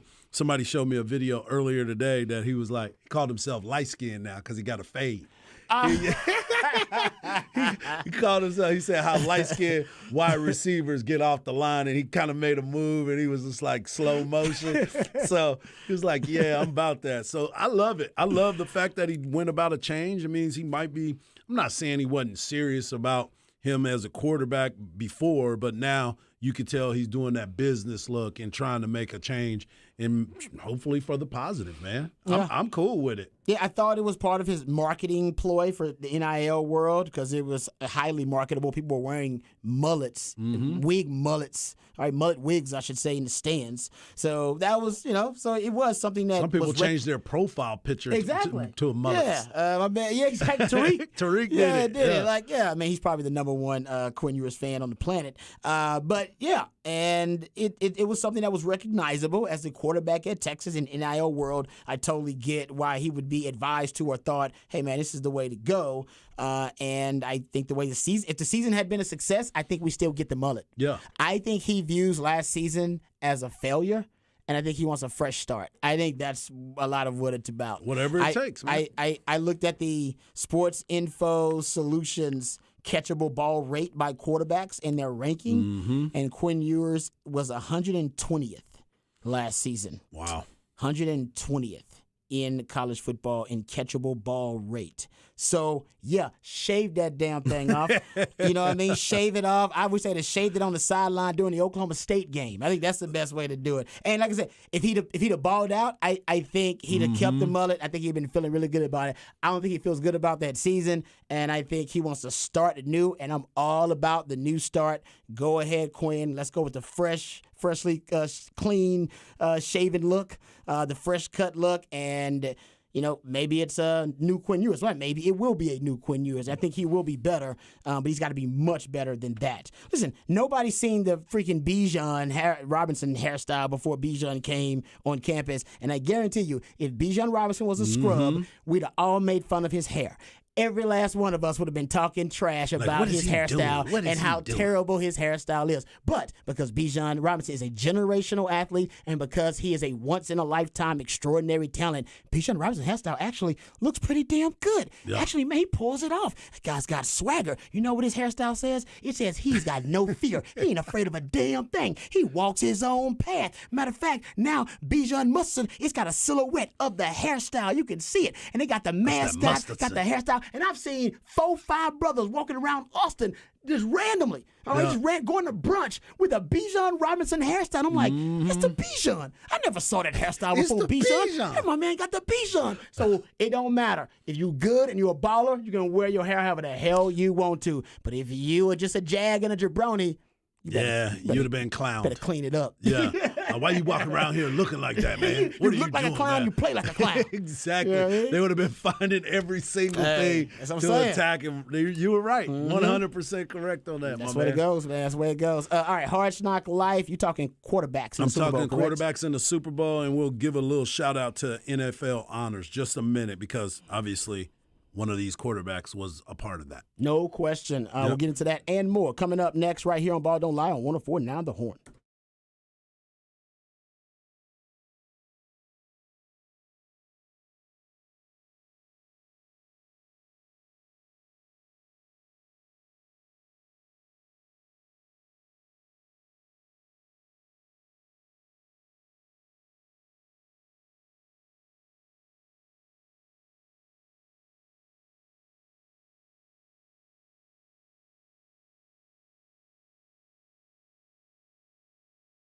Mike Harge here for Allstat Beer. Allstat Beer is true German beer made with 100% true German ingredients, and it's brewed right here in the Texas Hill Country, right up the road in Fredericksburg, Texas, at the Allstat Brewery right off of 290. They have a beautiful state-of-the-art brewery. The brewery prides itself on its award-winning German-style beers, and the Great American Beer Festival just awarded the Allstat Lager a gold for the second time. The Super Bowl is happening, so why not stock up right now? And if you're going to go out to Fredericksburg, make sure you take a tour of that fine dining restaurant and, of course, get into that tap room where you could try multiple flavors. Plan a tour today and see it for yourself. Enjoy some great beer with some great food and, of course, take some great friends with you. Go to allstatbeer.com to find a local watering hole where you can enjoy some or where you can pick some up on your way home. Make Allstat your beer of choice. Also, on the weekend, the brewery also has live music, so plan a trip today. Allstat beer is made with 100% true German ingredients. That means German hops, malts, and yeast, and of course, that natural hill country water. Allstat beer, no impurities, no regrets.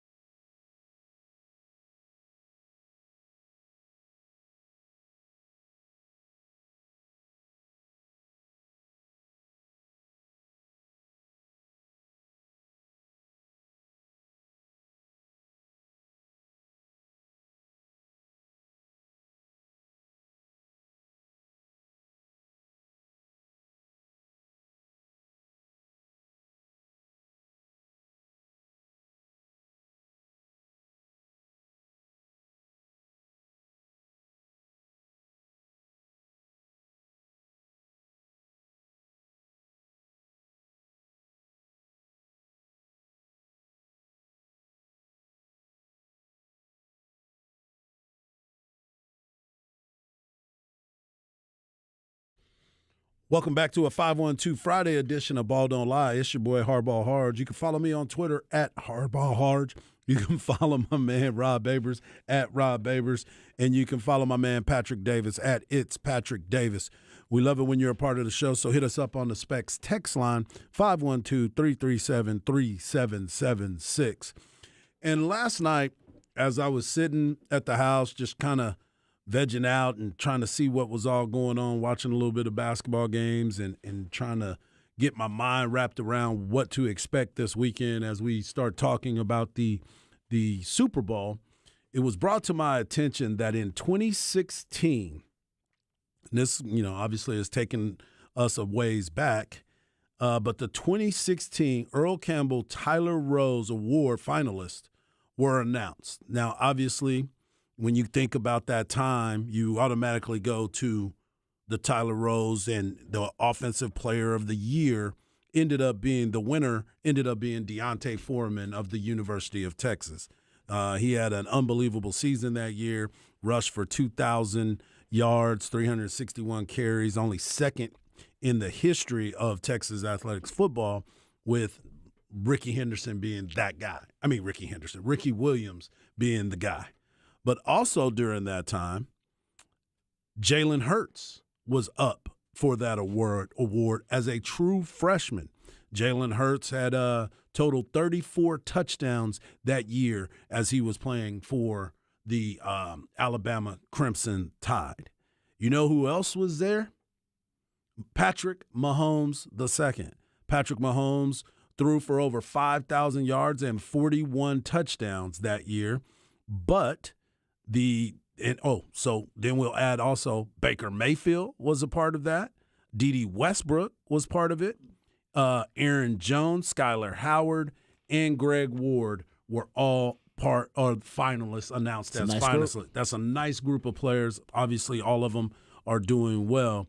But the two that stood out to me was the fact that Patrick Mahomes and Jalen Hurts were finalists for the Tyler Rose Player of the Year in the state of Texas. And now these two quarterbacks, Rod gave you the numbers yesterday and broke it all down about being the two first black quarterbacks to face each other in a Super Bowl game. But not only that, they were both being recognized by the legendary lifetime Longhorn and Hall of Fame Longhorn, our man Earl Campbell, as the Tyler Rose recipients. So when you sit back and look at how these kids got to their journey, it is amazing to me because they all went through their trials and tribulations.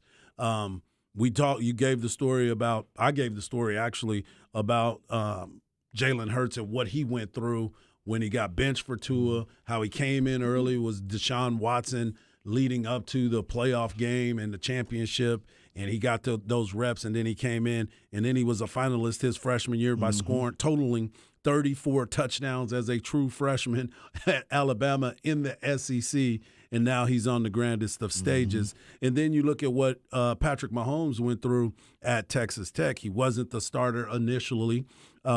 Davis Webb was the starter, and he ended up getting hurt, and when he got hurt, Patrick Mahomes ended up taking over, and he never looked back. But we all talked about the lack of wins at his time at Texas Tech University, where you have a quarterback like Patrick Mahomes, who, by the way, just won his second NFL MVP in 5 years as a starter in the NFL, and he's going to his third Super Bowl as a starter. And you just sit there and you look at the trek of him, but you also have to look back and say, did my man Cliff Kingsbury fail him while he was at Texas Tech?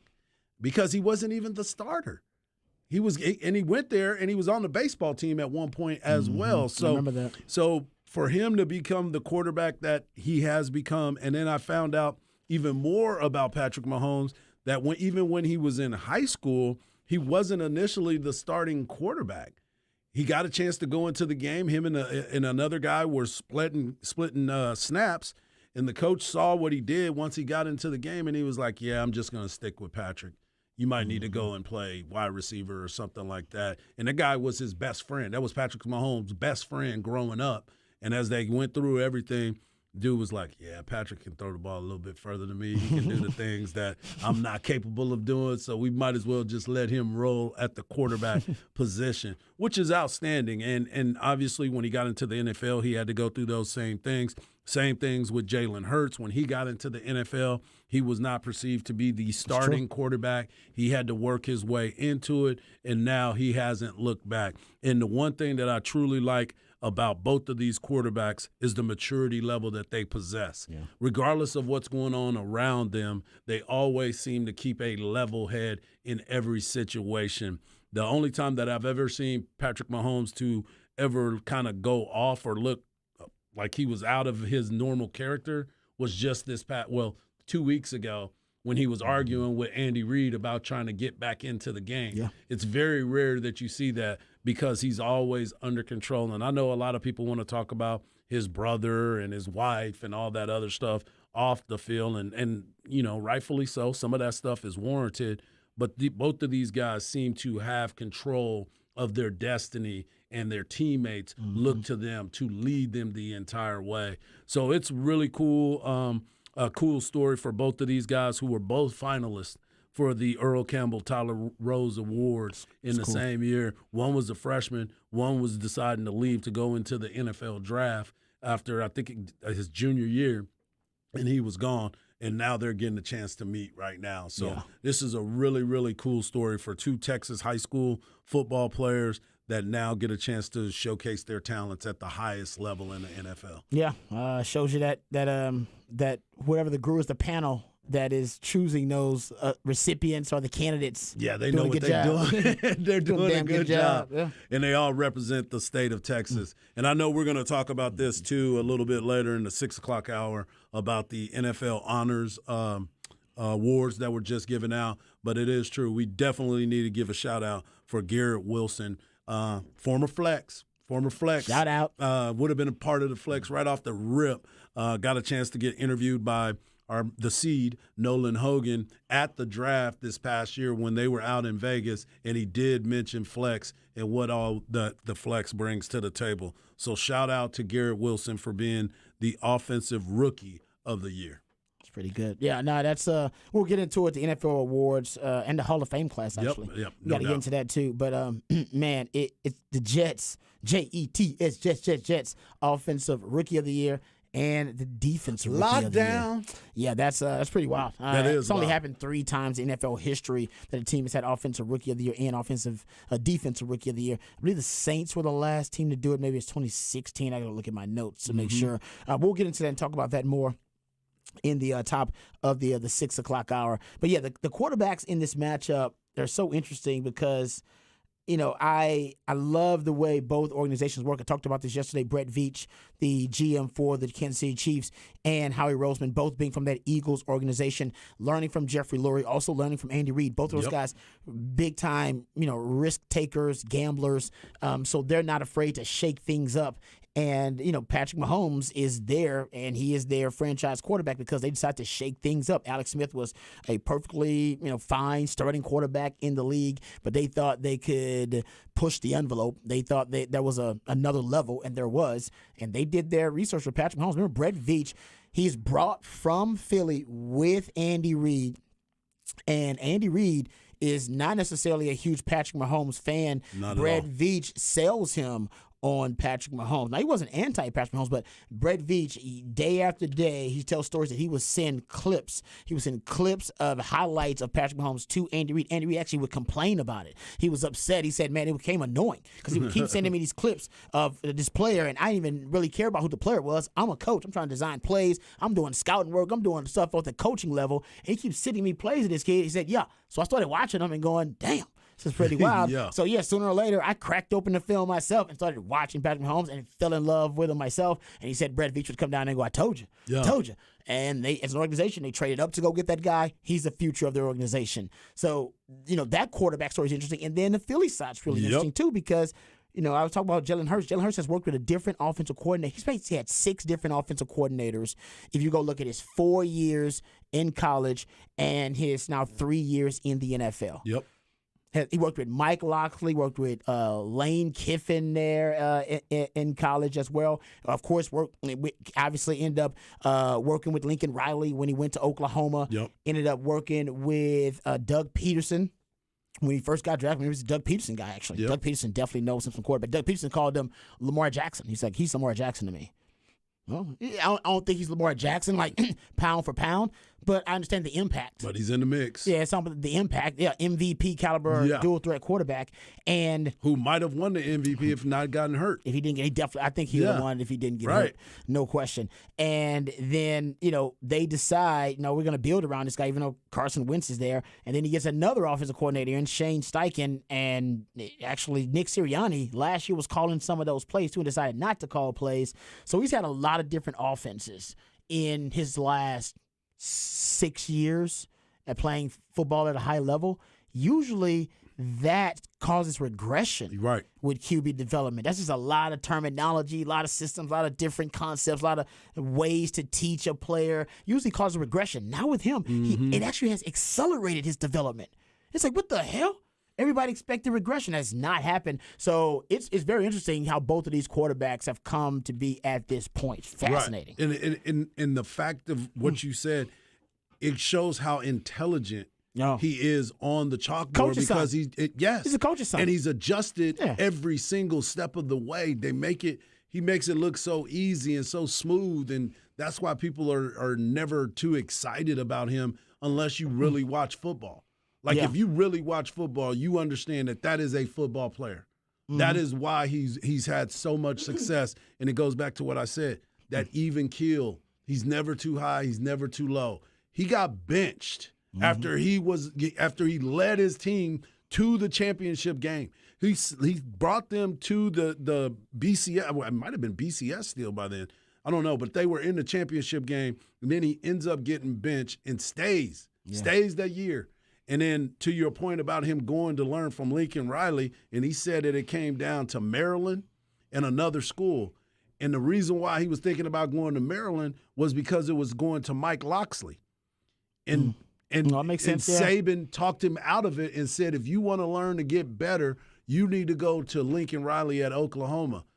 And Mike Locksley came out the other day when he heard that story. He was pissed off about it, rightfully so, because he had already worked with the kid. It was the right move, though. Yeah. Because Lincoln Riley has a better reputation than Mike Locksley. Sorry, Mike Locksley. As a passer. As a quarterback guru and a quarterback nurturer. Yeah. So when Lincoln Riley puts his stamp of approval on the quarterback, it means more to the NFL than Mike Locksley. Sorry, Mike Locksley. So, right decision. And Nick Saban was the one that said, man, go to Lincoln Riley so you can learn how to be a passer. Right. Everybody now look at you as a runner. You want to be a passer. And he went to Lincoln Riley, kind of ran the offense they're running right now, really, in Philadelphia, except it's a lot more intricate there in Philadelphia. But, he made the right decision. Yeah. Because I think now people have been seeing him expand that part of his game as a passer. He's still got to get better as a passer, but he has exponentially improved from when he first got into the league. Yeah.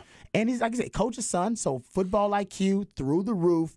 And, one of the things is, I always say, what's your quarterback's X-Man ability? What does your quarterback do as well, if not better than everybody else? Once you find that thing, whatever it is, you do need to build your offense around it. That's their elite trait, whatever it is. And for Jalen Hurts, honestly, a lot of it is, it's kind of, it's an amalgamation. He was a power lifter, which is weird for a quarterback. All right, and he squats over 600 pounds. Yeah, like what kind of quarterback does that? He was a sprinter in high school too. He was a sprinter in high school and a power lifter and a coach's son. Yeah, and honestly, I do think they've really tailored that offense around like those three things. Now, as a passer, he's definitely adequate as a passer, but nobody would say that he's one of the top 10 best, most skilled passers in the league. Right. Nobody would say that. But when you look at the collection of his skills that they've weaponized together, he might be one of the most lethal threats in all of the NFL. Yeah. And that's the key. So basically, that's why they run more quarterback sneaks than anybody else in NFL history. Why? They got a quarterback. How much say he squats? 600. So they can run a quarterback sneak more effectively than any other quarterback in NFL history. That's why they run more of them than anybody else. No doubt. Right? They also run a ton of RPOs. They run more RPOs than anybody else in the NFL. Why? Because Jalen Hurts been running RPOs his whole life. He's a coach's son. He's been making that read about that defensive end his entire life. He knows exactly what that D end's going to do. Crash down, whether he's going to decide to widen things, whatever it may be. So that's why they run more RPOs than everybody else, because Jalen Hurts, RPO quarterback. And that also weaponizes his legs. It makes you have to account for his legs as a threat. So they have really tailored that offense around everything that he does that's unique. And that's why it's not just a triple option offense. It's a quadruple, quintuple option offense because they really trust his ability to process all of those different options and make the best decision. I love it. It's simplistically brilliant, but it's just built around his X-Man abilities. Love it. Yeah. Good stuff there. Harsh Knock Life. All right, we come back, got off the record on the other side. This is a discussion I heard Chad and Zay having yesterday, and I saw it come across my timeline today. We'll discuss it right here on Ball Don't Lie, 104.9 The Horn.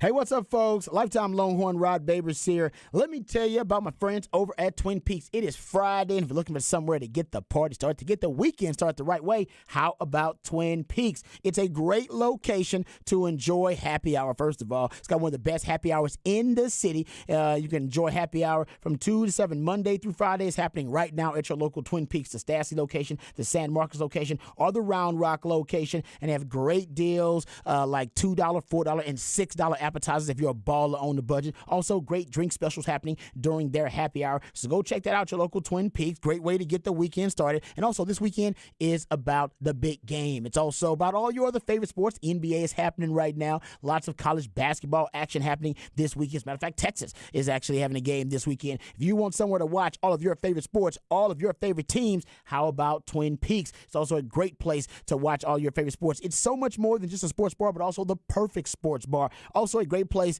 to enjoy all of your favorite meals, no matter what they are. If you're looking for great dinner options, you're looking for great lunch options as well. If you're looking for great late night options for meals, how about Twin Peaks? They have a scratch menu. Every delicious dish on the menu is made from scratch. So if you're thinking about a new favorite spot for lunch, dinner, or those late night eats, don't forget about Twin Peaks. And also, they're honoring the pursuit of brews and barrel-aged bourbon every Friday at their Bourbon and Brews party. So get to Twin Peaks from 5 to 7 to experience a lingerie costume party paired with exceptional bourbons, tastings, and giveaways. That's right, folks. Twin Peaks, eats, drinks, and scenic views.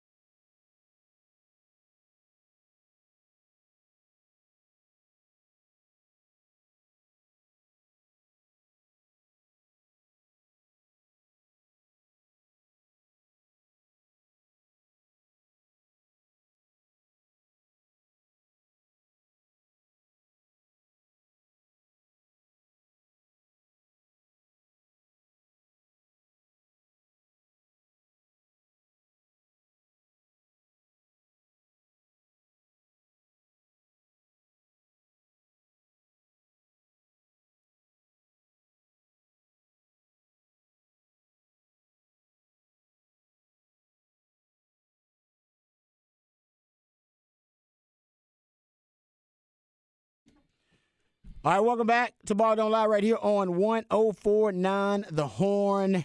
Time for another edition of Off the Record. Before we dive into Off the Record, this is Off the Record, I guess. Super Bowl party food. What's happening this weekend? Have you already determined what it's going to be? Yeah, it's all. I have not determined anything. Oh, FYI. you don't even. Do you I get? just show You up. have input. Oh yeah. I'll Do give you a little want bit. input? Oh, we're definitely having some wings. Okay, so you Yeah, get what you yeah. want, Oh, but yeah, then there'll yeah. be other stuff For that sure. Mama's gonna do on Yeah. her own. Okay, Yeah. but you getting your wings. Oh, I'm getting my wings. What kind of wings? Oh, you know I What get flavor? I give me some lemon peppers, Mm-hmm. and I always Damn like right. the jerk ones too. Ooh, that's nice. yeah. Where you going, Anchor Bar for them? What Oh you- no, man. At the crib? At the crib. Homemade? Oh yeah. Got the air fryer? Yeah, buddy. Yeah. My wife is just learning how to use the air fryer. And it's amazing, right? It is. I'm so happy. Yes, It it's is. amazing. She's just learning, so she just figured it out. I'm just letting. We've had it for like a year. We had it. I mean, it was like for our wedding, like wedding registry. We got an air fryer, nice, and like top of the line. Oh air fryer. yeah, it's always dope. Oh man, this thing's like something from NASA when it heats up. It's awesome. Oh man, it's fantastic. So yeah, I'm just starting to figure out. So I'm about to start using it too because I think that's gonna be the last step on some of my wings too. I'm telling like you. put them on the grill, but then put them in the air fryer and Never crisp lost. them up. Okay, Yeah. nice. All right, Patrick, what's on? I mean, I normally just make a queso and then go over and other people make other stuff. that's true. Yeah. But you ain't got to go to? What's your go to? What do you have to have for Super Bowl Sunday? I don't have anything that I don't have any go-to. No go tos. No. What's yours? Man, I grew up a NFL fan in Houston. There's never been a Super Bowl that I have really, really been into. Well, just because your team sucks, I'm a Houston fan too. Yeah, I know, but Doesn't mean- there's never been a Super Bowl I'm like, I can't wait to watch it. They're always like, oh, these will be a fun game.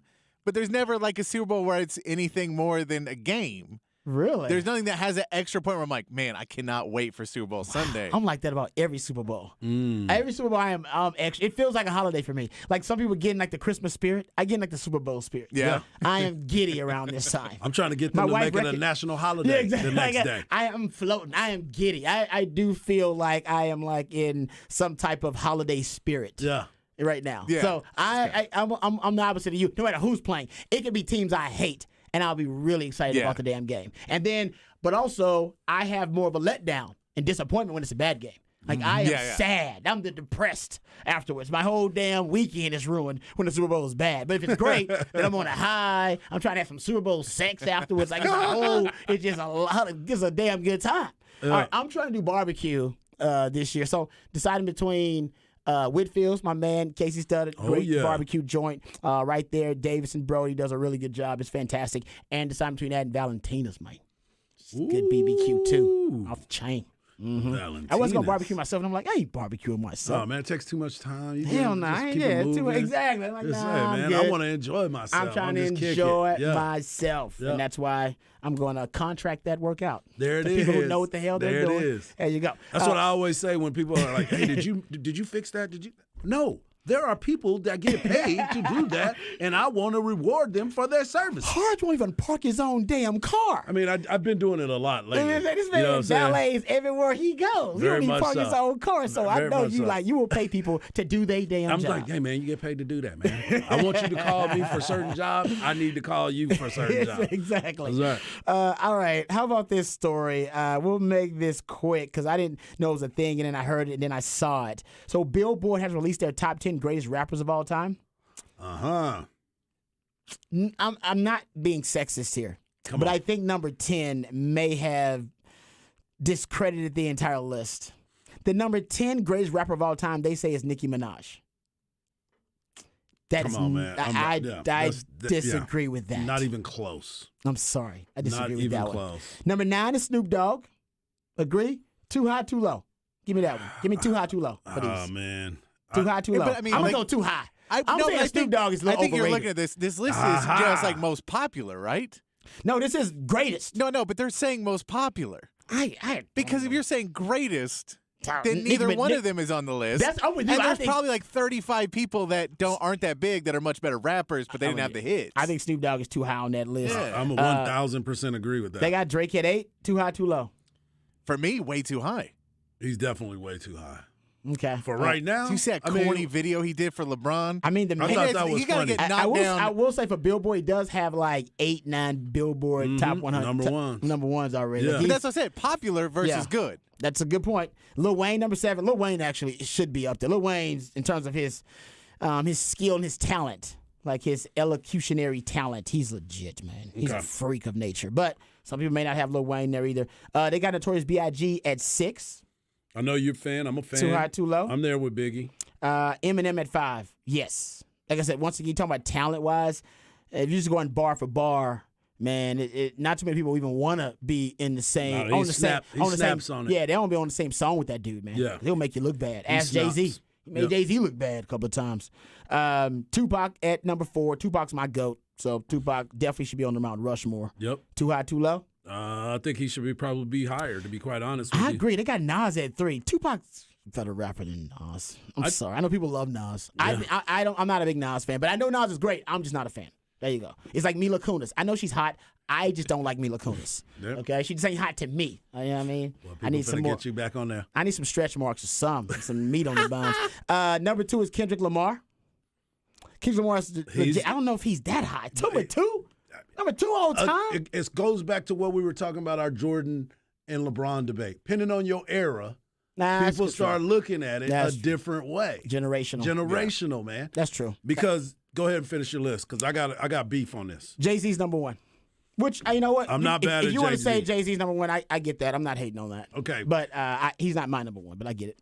Well, when we talk about this, is it lyrics? Is it the songs? Is it the party? What is it? I imagine it's a combination of those Because things. there's no way that Brad Jordan is not on this list. Scarface? Yes. Yeah, I love me some Scarface. Man. There's no way you can tell me that he's not on this list. If you're going to have Snoop Dogg at number 9, you should at least have E40 on there as well. And you're going up more off lyrics? I'm going off lyrics. If that's the case, then you got to start putting people on there. If you're going off just lyrics alone, hell, man, Where's Jadakiss at, I was too? going to say, yeah, you got some other people to Yeah. go in there. Then there's a ton of people you got to throw in that Right, conversation. that's what I'm saying. So Yeah. what do they base this off of when you start putting out their goats and being the greatest rapper of all time? Ice Cube's not on this thing? You think Cube can't go out there and spit? You know what I'm saying? I said it's there. Then you got to look at the. Maybe they got to make a top 50 or something. They did make a top 50, and Rick Yeah. Ross was number 50. Okay. Yeah. That's, I don't- Big I don't- Pun was on there. I didn't fa- Lauren Hill is dope. Andre 3000, we got that. You know, Yeah. big boy. It is really hard, but like I said, Nicki Minaj at 10. Yeah. All right. When That'll I saw make a that, I was like, change I don't right know if I there. should just keep reading the list then. Yeah. you, Yeah. you already lost me. All right, we'll come back. We got Super Bowl breakdown and preview on the other side right here on Ball Don't Lie 104.9 The Horn.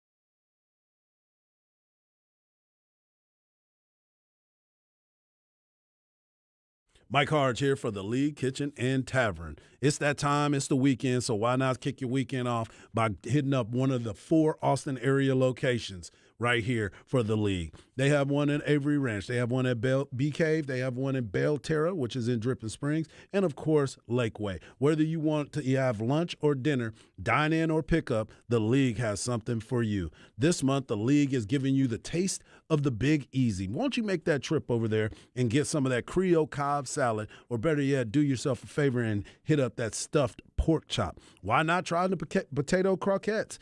And if you are really into it, get yourself that shrimp po' boy. I know you're thinking about it because I definitely am too.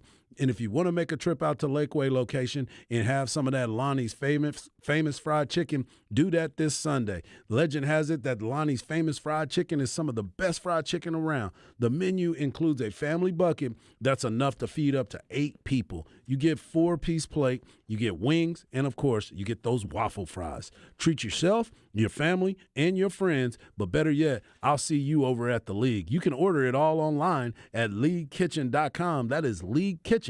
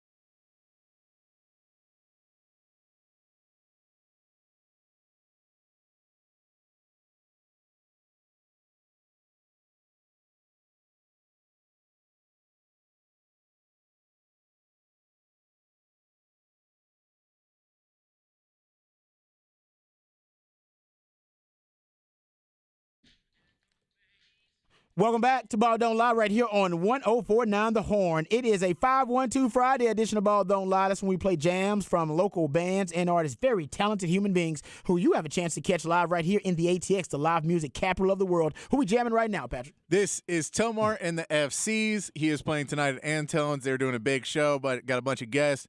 They're going to do a show and then also a tribute to Sharon Jones. Oh, nice. Classy affair. I like that. Yeah. All right, so go check out hornfm.com if you missed any of my man Patrick's suggestions for 512 Friday. He'll make you look really cool in front of all your friends. Go to 512-337-3776. You also can hit me up via Twitter. I'm at Rod Babers in the Twitterverse, Harge at Hardball Harge in the Twitterverse, and Patrick Davis, the real MVP, at It's Patrick Davis. There's a lot of Super Bowl breakdown we're getting into here, so we'll continue with our Super Bowl preview. We did talk a lot of defense last time. We were breaking down the matchup between the Eagles and the Kansas City Chiefs, so we're going to jump to the offensive side of the ball. This will start there. We haven't given our picks yet. That's still coming up.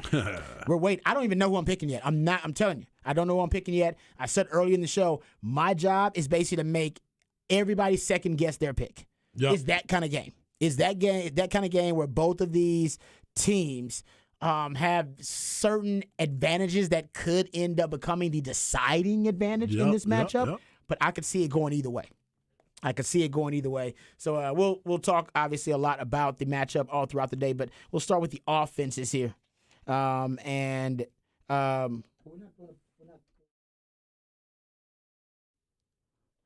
right, so continuing with our Super Bowl preview, let's get to the offense quickly. All right, so Jalen Hurts. This is my concern about Jalen Hurts. His last 4 starts, 60% completion percentage, 2 touchdowns, 3 interceptions, 75 passer rating, 6.8 yards per attempt. Yeah. That ain't good That's not a good look.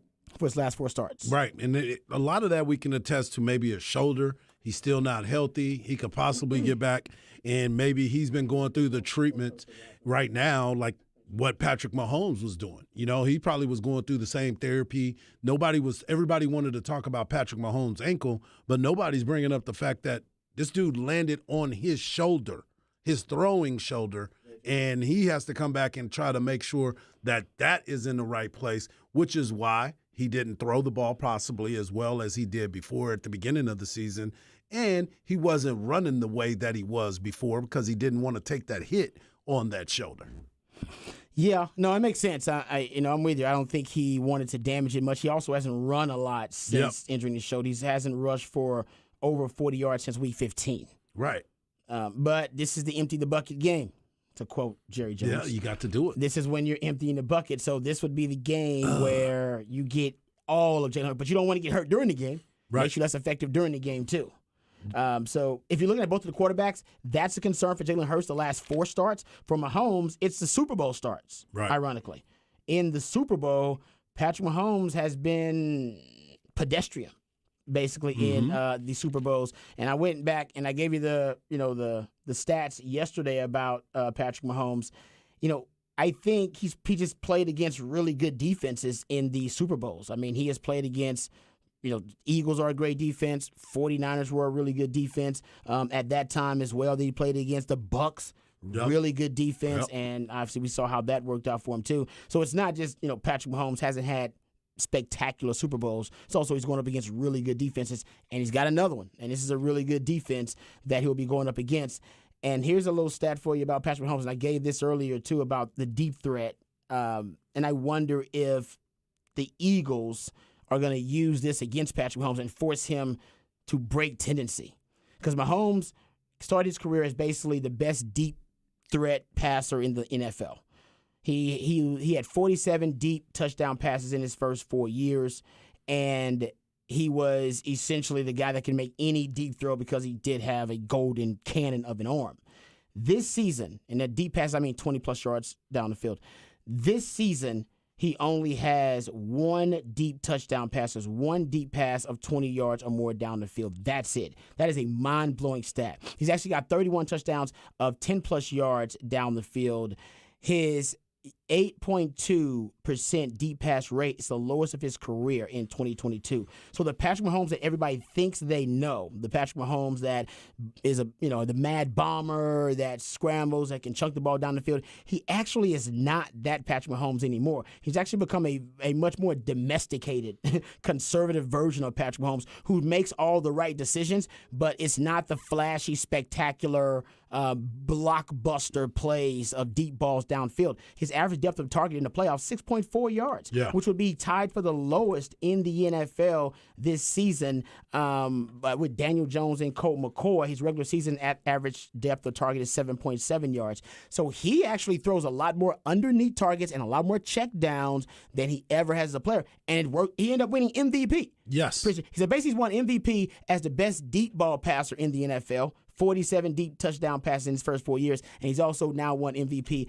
as a more conservative, domesticated, check-down version of himself. Yeah, and that's the adaptability that he's shown that he can play with, and I'm sure Eric Bieniemy and Andy Reid talked to him about that as well, and saying, hey, we don't necessarily need that big-time play all the time. If they're going to keep the ball in front of you, make sure you get it there. Just stay in front of these guys and make sure move the ball down the field. We don't need the home run. We don't need the no risk it, no biscuit type of play that you used to play with. Now let's be the conservative type and just take what the teams are going to give us, because we don't have the guy that can stretch the field like that where you have that threat like that. Mm-hmm. He's gone. He's gone. Michael Hardman was trying to be that guy, but he just couldn't make it.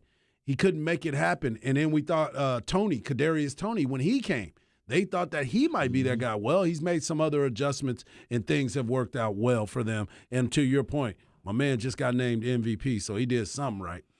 He's doing a lot right. He really is. It's been really interesting to see, his transformation as a player. I remember when he was having trouble because teams were playing a lot of 2 high, 3 high deep safeties against him, and he kept trying to force the deep ball. And now he's deciding to take what the defense gives him. It's actually made him more dangerous, right? Because at least you had a way to defend him. Now there's no real way. There's no real blueprint on how to defend Patrick Mahomes. It's just not. The scouting. And you think you know, but you don't. You don't. Not with somebody like this. And what I thought was interesting this year too is how good they are on third downs. Now they're really good on first and second down. They convert 57% of first and second downs to a first down. So they don't even reach third down. Right. Like 57% of the time. But when they have to get to a third down, if you get into them at 3rd and 7 yards to go, which is considered third and long, so get them into a 3rd and 7 yards to go, they're converting 42.9% of those 3rd and 7 yards to go, third and long situations, and they're converting, and by the way, it's the second highest number in the last 20 years. And when they get to 3rd and 10-plus yards to go, they're converting 43% of those situations and instances as well. The NFL average is around 19%. So it's really tough to stop this offense, or at least to disrupt this offense of a Patrick Mahomes. And I think the best thing that you can do is what Cincinnati did. They did a really good job of bending but not breaking in between the 20s. Yeah. But once they got to the 20s, they did a really good job with the red zone defense. Yeah. That's what Cincinnati's blueprint has, to me, probably been the best blueprint going up against Patrick Mahomes, which is, you know what? We know we're going to give up plays. We're going to give up yards. We can't stop Patrick Mahomes, but we can stop him when the field constricts and I only got, 30 yards to have to defend, as opposed to 60, 70 yards to defend. Yeah, and they've been effective with it, but the thing about it is, no matter what, they find a way to get the ball to Travis Kelce in the red zone. Even when you know that he's going to go there, they find a way to get it to him. And not only that, now they're using Jerick McKinnon a little bit more. Isaiah Pacheco has stepped up his game in this short period of time.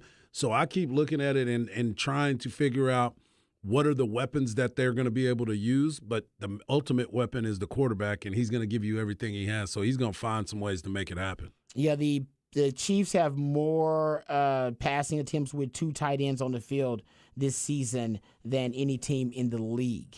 Yeah. So they do a lot of 2 tight end sets. As a matter of fact, they do a lot of 3 tight end sets. They have 957 yards with 3 tight ends on the field. No other team is over 700. 14 touchdowns, 7.7 yards per play with 3 tight ends on the field. So that's a way for them to hide Travis Kelce. Yep. because they can use those tight ends and then motion him away from there, find a matchup advantage for Travis Kelce, and he's really great at being able to get open against man-to-man coverage. So they have the most dropbacks with 2 tight ends, 12 personnel, most dropbacks with 13 personnel as well. Mm-hmm. And they're really good. The passer rating for Patrick Mahomes, 111 out of 12 personnel, 151.3 is his passer rating out of 13 personnel.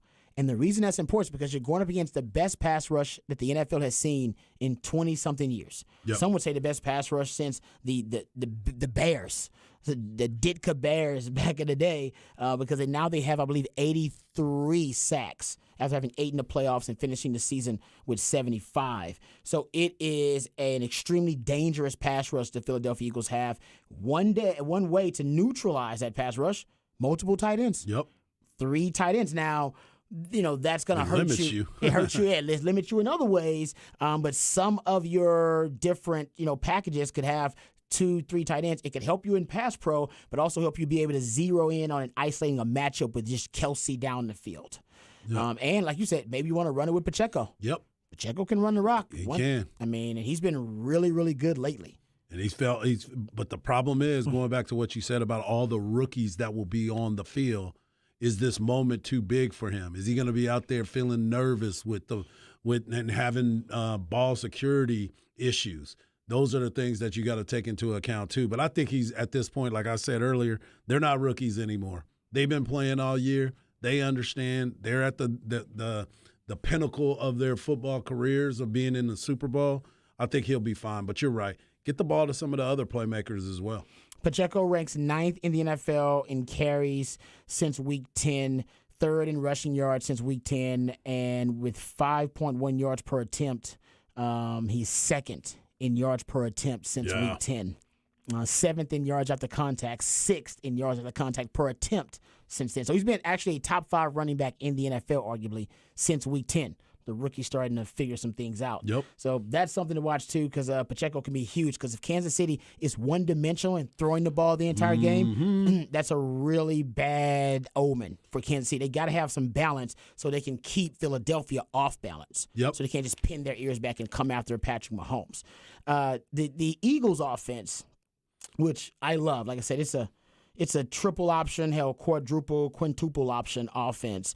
Spagnuolo, strangely enough, the Kansas City defensive coordinator, said he's been studying RPO and zone read offenses since Ohio State won their national title under Urban Meyer. He said he has a friend that is really close with Urban Meyer, and he said after that national title he went to speak with Urban Meyer about zone read and about RPOs because he thought that might end up making its way to the NFL. Yep.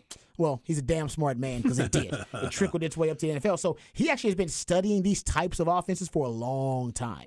So he might be able to come up with a pretty ingenious game plan of how to neutralize it, but it's a really tough offense to stop. On top of the zone read fake you got to deal with, so an inside run or the quarterback keeper, you got the RPO element attached to it. And then and with the RPO, they also provide him with basically a check down. If the RPO is covered, they'll bring a jet sweep across, or they'll have a package play, which is a wide receiver screen of some sort. They'll give him another option. So You got your zone read or a quarterback keeper option, but the RPO element with the tag, but then they give him a package play on top of that and a check down. So there's like 4 or 5 different options happening at one time. It's all on him to process it and make the right call. That's why nobody's ran more RPOs than the Eagles, 185 RPOs. That's a ton. So if you go look at it, Jalen Hurts right now, I think if you're Kansas City, you want to get him into a situation where you disrupt him early. And I know this sounds crazy. I think the first drive of the game and the first drive of the half is going to be really important for Kansas City defensively, going up against Philly, whatever Philly's first drive of the game or first drive of the half is. And here's why. Philly's opening drive stats, they score on 63% of their opening drives of the game.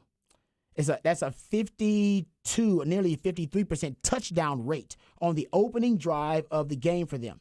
That's the best number in the NFL. Only Minnesota was above 50% so far this year.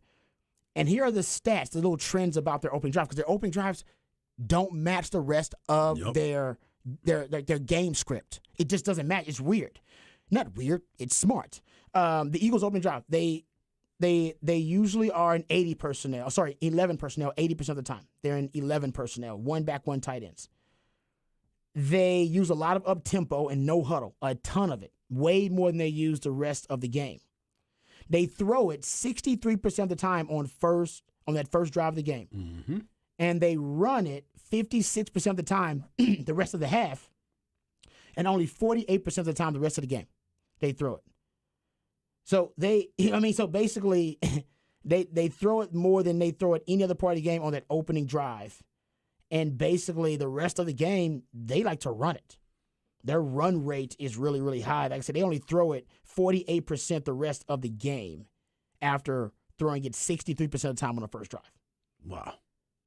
They run 20% empty formation on the first drive, 15% usually the rest of the game. Like I said, 80%, 11 personnel on that first drive. That number drops 68% for the rest of the game. They love the opening drive. And by the way, they're on the opening drive of the half. They got a 42% touchdown rate. That is also the highest in the NFL. It's really big to stop them on those opening drives. It does make a difference because they love to play with a lead, and they end up playing with a lead a lot of times because they're really successful on those opening drives of the half or the opening drives of the game. Wow. That's what you want to stop them there. Well, early on. You've been talking about it, getting out of character, right? You gotta break some tendencies on that. All those numbers. What do you do? And that goes back to your point of being aggressive for Kansas City at the very beginning of the game, right? Mm-hmm. They're gonna have to attack them early and not sit there and try to feel it out. You need to go out there and attack right away because the script is right in front of you. All the tendencies that you just talked about, you should be able to break that tendency by doing something different on your defensive end by being aggressive. Yep. Yeah. As a matter of fact, that's what I'll probably get into a lot in Raj Round the Day. We'll continue the Super Bowl discussion in Raj Round the Day, but I'll talk about what I think the biggest deciding factor will be for either team. And I think it's usually the case in these big-time championship matchups. You got to find a way to break tendency at the right time. We'll talk about that when we come back right here on Raj Round the Day on Ball to Lot, 104.9 The Horn.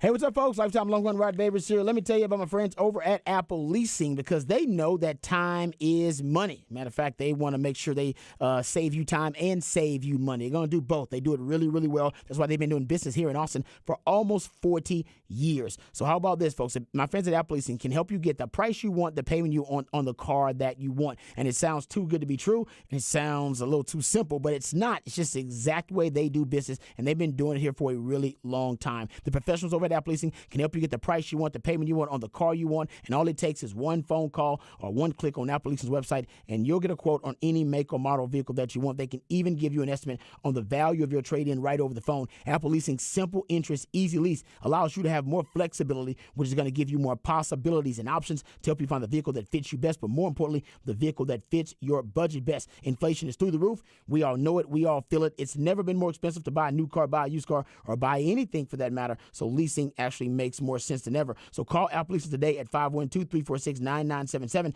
let them see how much money they can save you. Apple Leasing gets all the same discounts and all the same incentives that the dealers do, except my friends at Apple Leasing, they pass those savings on to you, the customer. So give them a call, 512-346-9977, or visit appleleasing.com. That's appleleasing.com.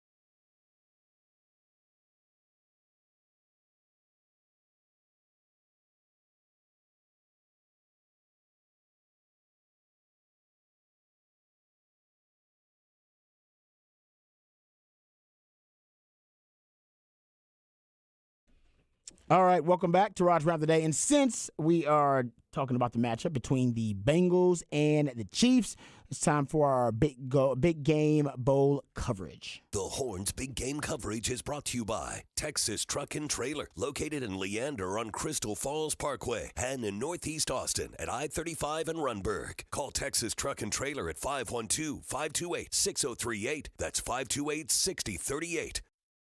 All right, let's get back to our big game bowl coverage. Talking about the Bengals. Talking about the Chiefs. We're hoping. I was looking at the Bengals Chiefs actually box score because I was looking up something. But talking about the Chiefs and the Eagles and their matchup. And I've always said this about big games, especially at the end of the year, championship, postseason games, because the coaching staffs and the support staffs, they work really, really hard at trying to determine the strengths and weaknesses and the tendencies and the trends of these teams. You're talking about 17, 18, 19 games of film and hundreds of plays. Teams are really attuned to what these teams do really well. Like always, the late, great DKR would say, you dance with what brung you.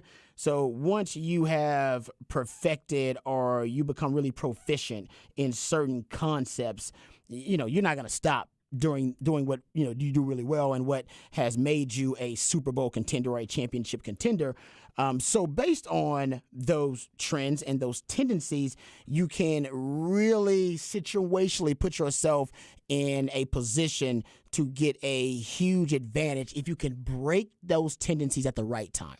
Because that stuff is well established. I just gave you the Philadelphia Eagles and what they do on the first drive of the game. Right, they go 11 personnel 80% of the time. They like to go no huddle, up tempo. They pass the ball 63% of the time on their first drive of the game. They like to go empty 20% of the time. So everybody knows the trends formationally, down and distance, situationally. And really smart coaches at these really high levels, they're really good at the chess match within the game, as I call it. And that is trying to figure out when to make the right adjustment, when to make the right counter to an adjustment, and when to break tendency. And there's several examples of this. Even most recently, I remember these examples in this most recent playoffs. Because I was looking at the Bills, and the Bills when they had their win over the Dolphins. There was a formation, and they use empty a lot too. There's a formation where they use 10 personnel. That's one back, 0 tight ends.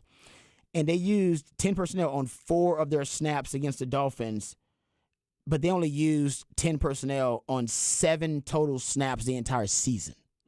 The entire season. So 7 total snaps in 17 games in the entire season. But then when they played the Dolphins, right, they broke tendency. The Dolphins probably figured one thing we're not going to see is 10 personnel. Right. They never run it. Seven plays the entire season. No reason for us to really prepare for it. No reason for us to game plan for it. Wrong.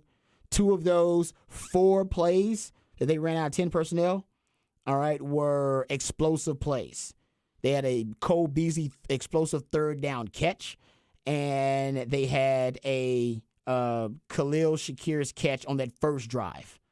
And both of those were explosive plays, explosive receptions for 15 or more yards. And one was on third down, crucial. And both came out of empty formations. Broke tendency at the right time. Right, Just got to know when to do it. Hell, they couldn't have prepared for that. You only ran that personnel package 7 damn times. There was Doug Peterson, who did a great job of this when the Jags ended up pulling out the big win in the playoffs too. They were smart because the Chargers had the big lead. We all know how it worked out. So part of their counter or their adjustment, it helped them overcome that big lead. But their biggest tendency breaker came on that 4th and 1 late in the game where they were trying to seal the game. It was 4th and inches, and the Jaguars offense lined up with 3 players in the backfield. They ran basically that T formation. Mm. It was just the 6th time that any offense in the NFL lined up with 3 players in the backfield on 4th down. And the Jaguars accounted for half of those, by the way. But it only happened 6 times all year. You got to be deep down the rabbit hole as a coach to go find that film and go, hey, guys, we should be ready for this this T formation they break out with 3 backs in the backfield. Right. How you going to be ready for that? They weren't. They got the first down. They sealed the game. Earlier in that game, actually, give Doug Peterson some props because he decided to go a lot no huddle. In the first half, when they went down in the game by, 3 scores, whatever it was, they didn't run a lot of no huddle, of course, because they thought they were still in the game. But once they started running a lot of no huddle, they really started to be able to exploit that Chargers defense. They ran 3 no-huddle plays in the first half, 12 in the second half. They had 0 explosive plays of 20 yards in the first half. They had 4 in the second half. 3 of those 4 came out of no-huddle situations. Just got to know when to use it. Yep. Just got to know when to break it out. Just got to know when to break that tendency. The most famous example that I can give, or at least one of my favorite examples, is in the Super Bowl that everybody hates, that Patriots-Rams Super Bowl that everybody thought was a really boring Super Bowl, but it actually wasn't boring. It was just a great chess match. And chess is boring to most Americans. You don't want to watch a chess match. Most of y'all be bored out of y'all mind watching a chess match. That's what that game was. I don't know the rules. Yeah. Well, see, I don't know. That was the chess. Football is basically a chess. It's a chess game with human beings. That was a chess match between Wade Phillips and Josh McDaniels, and it was a magnificent. And Belichick and Sean McVay. Yep. So it was. And it's all like great minds, magnificent football minds going at it, and that's why there was only 1 touchdown scored in that game. People hate it because people love offense, but people don't like defense. It ain't sexy. It doesn't move the needle. But it was a great defensive battle royal, if you will, between the Rams and the Patriots. But in that game, the Patriots did a few things that gave them a significant advantage, but they were breaking tendency. First of all, they led the NFL that year in man coverage rate. They played man coverage more than probably any team in the league. At least they were top 3, top 5 in man coverage rate. Jason McCourty, I remember him after the game saying, quote, definitely we played more zone than we played throughout the entire playoffs. So the way they broke tendency was they became a zone team in the Super Bowl. The Rams were expecting man coverage. It's a big adjustment to make. Yep. Remember the headset communication advantage for Sean McVay and for Jared Goff at the time. They would cut off the communication, cut off the headset communication with the coach at 15 seconds when 15 seconds were left on the play clock. Well, they found a way around it. They would line up on the line of scrimmage with 25 seconds left on the play clock so that Sean McVay could talk Jared Goff through all the adjustments, through all the audibles, and through all the different, defenders that he needed to watch. And then Jared Goff would go out there and make the right play, but mostly because he had training wheels, which was Sean McVay. Essentially, Bill Belichick took away the training wheels. Bill Belichick said, all right, you know what? We're gonna put 2 defensive plays in. So essentially they sent in 2 calls on every play. One was what they'd show before the snap, and then the other was what they'd switch into post-snap or with about 5 seconds remaining on the play clock so that neither Sean McVay or Jared Goff would know exactly what they were doing. Yeah. Breaking tendency. Right time. It ended up being a huge difference maker in that game. The biggest tendency breaker, though, for the Patriots, which won in the game, was the only touchdown scoring drive in that game, was a touchdown drive that included the Patriots going to 22 personnel, which is 2 backs, 2 tight ends. They went to 22 personnel, and then they actually ran the same concept, basically the same play, 3 plays in a row. And Wade Phillips and the Rams didn't expect it and then had no way to counter it or adjust to it. And the reason that they didn't have any way to counter it or adjust to it is because they had no way to prepare for it. There were only 11 times in 16 games with all 32 teams, 11 plays, all NFL season long, where a team went 22 personnel, 2 backs, 2 tight ends, and went empty formation, 5 wide. Patriots did it on that only touchdown scoring drive in that Super Bowl. Teams had only done it 11 times the entire year. How the hell was Wade Phillips and the Rams going to prepare for that? They couldn't. Wade Phillips said after the game, he said, there's no way we could have prepared for it. We tried our best. There was nothing we could have done. We didn't see that all year. They weren't in that all year. They had never run it. And he was right. They had never run it. As a matter of fact, Josh McDaniels said after the game that they talked about it. They ran it in walkthroughs, but they never actually physically practiced it. After the game, Dwayne Allen, the tight end, told Peter King, it was an amazing thing. Hats off to the Rams. They really knew us. They played us great. But football is about in-game adjustments. Josh told us on the sideline, we didn't practice this, guys. We didn't practice this at all coming into this game, and I realized that. But this is going off in my head, and it's something I think we need to do to win the game. He was right. It won him the game. Wow. You got to break tendency at the right time. Your opponent is ready. Give them a little bit of credit. All right? Give them enough credit and give them enough respect to say, I believe they're going to be prepared for this game. They're going to do everything within their power to be prepared, the most prepared they can be. All right? If they are indeed that prepared, but if they know me inside and out, they've watched every rep, every play, every player, formation, personnel package, if they know me that well, then the only way for me to beat them is to do something that they don't expect. Yep. To use their knowledge against them. Then they go, damn it, I knew him too well. You're right. And you know what Sean McVay said after the Super Bowl? He said, honestly, I was too dialed in. He said, I couldn't see the forest for the trees. And he was right. He couldn't expand upon that game plan and that thought. Yeah. And by the way, this happened, Nick Saban did it when he won the national title over Kirby Smart in Georgia. Remember, Georgia, Kirby Smart knew that roster inside and out. He had been with Nick Saban longer than any of his assistants. He knew every player on that roster, strengths, weaknesses. He knew Nick Saban, strengths, weaknesses, tendencies. He knew the coaches. He knew it all. And Nick Saban said basically at the end of the game, I got nothing. I got nothing. He took Jalen Hurts out the game and put in Tua, the one player Kirby Smart did not have a scouting report on. Yep. Because he was a freshman. And did not have a scouting report on that one guy. Left-handed too. The one guy. Yep. That broke the tendency. Southpaw. And Kirby Smart, he couldn't prepare for him. I couldn't game plan for that guy. You have to do something they can't game plan for. You have to put something, bake something into the game plan that they cannot prepare for. I don't know what it's going to be, but you got to do something like that. And I think, Kansas City plays more too high show coverage than anybody else. Two deep safeties. I wouldn't doubt if they played a lot more cover 3 in this game they've ever played, because Kansas City has trouble going up against teams that play a lot of cover 3, and it allows Kansas City to put an extra guy in the box against a really potent run game of Philadelphia's. But it'll leave those corners potentially on some islands, so they got to win. Yep. And they wouldn't play as much press. They would play off coverage, and Kansas City plays more press than anybody else in the league. But you got to break tendency. Got to figure out a way to do something different. If you go into that game doing exactly what you have done the entire season and thinking to yourself, oh, well, we're going to win because it's what we do, there's a good chance you're going to lose. Right. Because they're gonna find something that they haven't done that you haven't prepared for, and that's what they're going to roll out. But it's got to be the right time. The timing's got to be right? Yep. Remember, like Sean Payton's onside kick? Timing's got to be right. It ain't just it's not enough to have the concept and have the formation, the personal grouping ready to go. It's not enough to have the idea. You got to know when to utilize and implement the idea. That's coaching. That's all it is. All right, we come back. We'll get into off the record on this side right here. Ball Don't Lie. I want to put on the horn.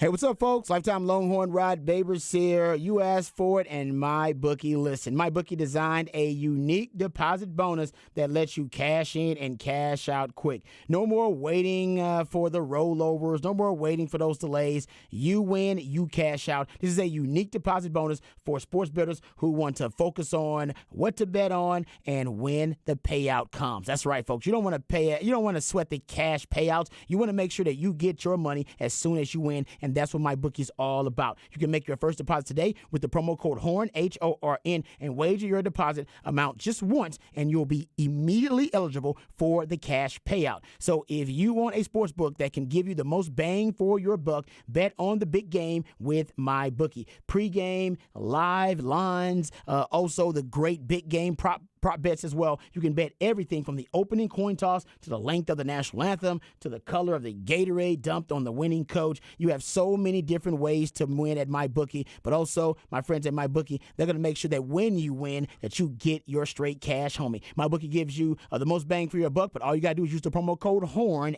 HORN, to claim a brand new deposit bonus designed for bettors looking to cash in and cash out quick. Don't settle for less. Choose MyBookie for the ultimate sports betting experience. Bet anything, bet anytime, and bet anywhere. As long as you're betting with my friends at MyBookie, you're betting with the best.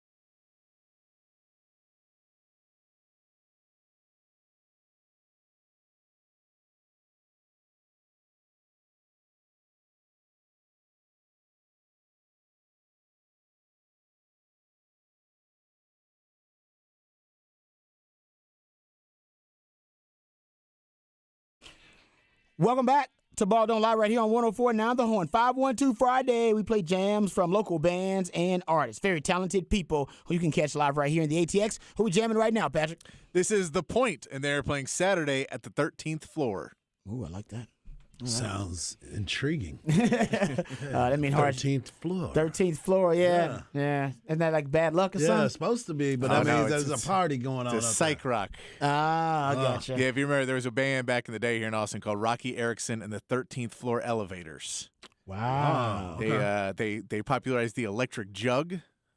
Man, what is the is that a song? No, that's I was it's an like, yeah. instrument. Oh, you know yeah, how there's yeah. a jug, you play a jug? Yeah, Wow. yeah, They had yeah, an yeah. electric version of it. Man, that's okay. But they were pretty psyched out, and then Rocky, by the end of his life, was a little bit frazzled. It's a nice way. He had done a little bit too much. Oh, Yeah, got you. That does happen. But that was Psych Rock, so I think it's a tribute to that in the Nice. Psych Rock world. Okay. Isn't there a thing about hotels and not having a 13th floor? Is that a thing? Yeah, still? I don't know like if a it's thing? still a thing, but I know It's like a thing back in it the day. was a thing Yeah. at one point. This thing back in the day. Yeah, I'm probably just an old man. All right. We're in this thing together, buddy. Yeah, exactly. Just spitting out old man stuff. I've not stayed in a hotel that tall in a while. Oh yeah, you know what? I guess because I stayed in a hotel recently because I went to like a wedding. But you're right, it's Yeah. been a little while. It's been a while I since don't I think- stayed. actually, Like it wasn't that. You're right. It wasn't 13. it wasn't Thursday. 13 floors. You're right, You're 13 like you got to floors. get to like Yeah. 20 floor buildings, Good and point. normally you're like that's like 7, which is still big. No, you're right. And- Yeah, it wasn't 13. So Yep. you're right. It's been a while, I guess. I've stayed in the hotel. Oh, I did. I went to San Antonio. Oh, yeah, but I that's didn't right. stay though. I Oh, just, you kept you. I just oh, went you was like during the commuting? day. Oh, You okay. didn't just yeah, walk yeah. in the elevator and see. Yeah, I guess that counts though. So you're right. San Antonio's probably the one. Okay. All right. There you go. All right. My man Patrick always hooking you up on a 512 Friday. You can go check it out for yourself. Okay. There are a couple of stories here that I randomly want to hit for off the record. Got a couple of things that I want to get into. First one here is a survey that was done about gas stations. Okay. We talked about this earlier. I don't know if we talked about it on air or if it was off air about how obsessed people are with Buc-ee's. Oh, Yeah, we did talk about it on there. because Craig and the ladies basketball team, Yep. then they stopped They at stopped a at Buc-ee's, and they were Craig was giving us play by play. Yes, because they stopped at a Buc-ee's on the way from H-Town, I believe, and they were driving back. Well, according to a recent report from Payless Power, a Texas-based energy company, apparently Buc-ee's is a national survey. Buc-ee's is one of America's favorite gas stations. Buc-ee's ranked second in the overall survey of over 1,000 Americans who were asked about gas station preferences. Buc-ee's received high praise. Oh, Second best, most popular gas station chain in the country. okay. There you go. Buc-ee's. Mm-hmm. You always get I've never had a bad experience at Buc-ee's. Ever. Yeah, they said Costco and Buc-ee's were the only one that made all five categories. That's weird that Costco's Yeah. up there. Because Costco's running everything. They are in the mix for everything. So they say bigger oh, no. is better. Yeah, no, they said Wawa is the gas station. Wawa finished ahead of Buc-ee's in terms of gas station rankings for this survey. But when you talk about like cleanliness, price, food quality, customer service, stations and pumps and everything considered, it was Costco and Buc-ee's with the best, the top 2 grades. They were like top 5 in everything, all considerations. Yeah, I know Wawa was the place that installed lighting in the bathrooms that was like a blue light or something, so you couldn't find a vein. That was the level they were at. when Hold they on, were whoa, starting. whoa! You gotta explain this again. What? So they installed specific lighting because they had a problem with some people going into the bathroom and taking too long. Oh, got it. And so they got it. installed Wow. lighting where you could not find a vein because the lighting in the bathroom. That's solution oriented thinking right there. What? That's amazing. And I believe that was Wawa. That was a place that was like, oh, well, we have this problem. How do we fix it? Well, we can't make employees try and stop this. Yeah, you can't do that. So you put in lighting that is different, and then it makes it so they go in there and they just get frustrated and leave, apparently. Encourage people to I'm not gonna Yeah. stay in here. I'm getting the hell out of Well, here. no, but it's more like they go in there to do some drugs, Okay. Yeah, and then they are unable to do them because They can't find a place. they to be can't at. find the place to be, and so Yeah. they have to leave. It is. Wow. It's insane. It's an insane thing, but I've heard that about Wawa. That was one of the things that people were like, "Oh, you like it because there's no one on drugs in the bathroom."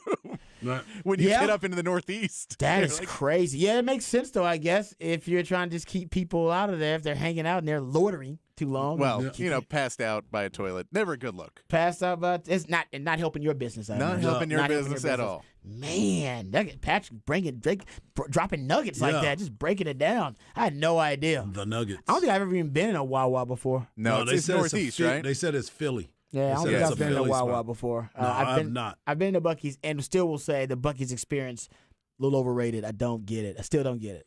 I tried to sit in one and look at all the different items and try to get excited. I don't understand why people are so excited about it. I get it. I get that it's. I will say I get that if you're driving down and you're taking a shot on a gas station, and you know that there's one coming up, you're like, I know that'll be clean.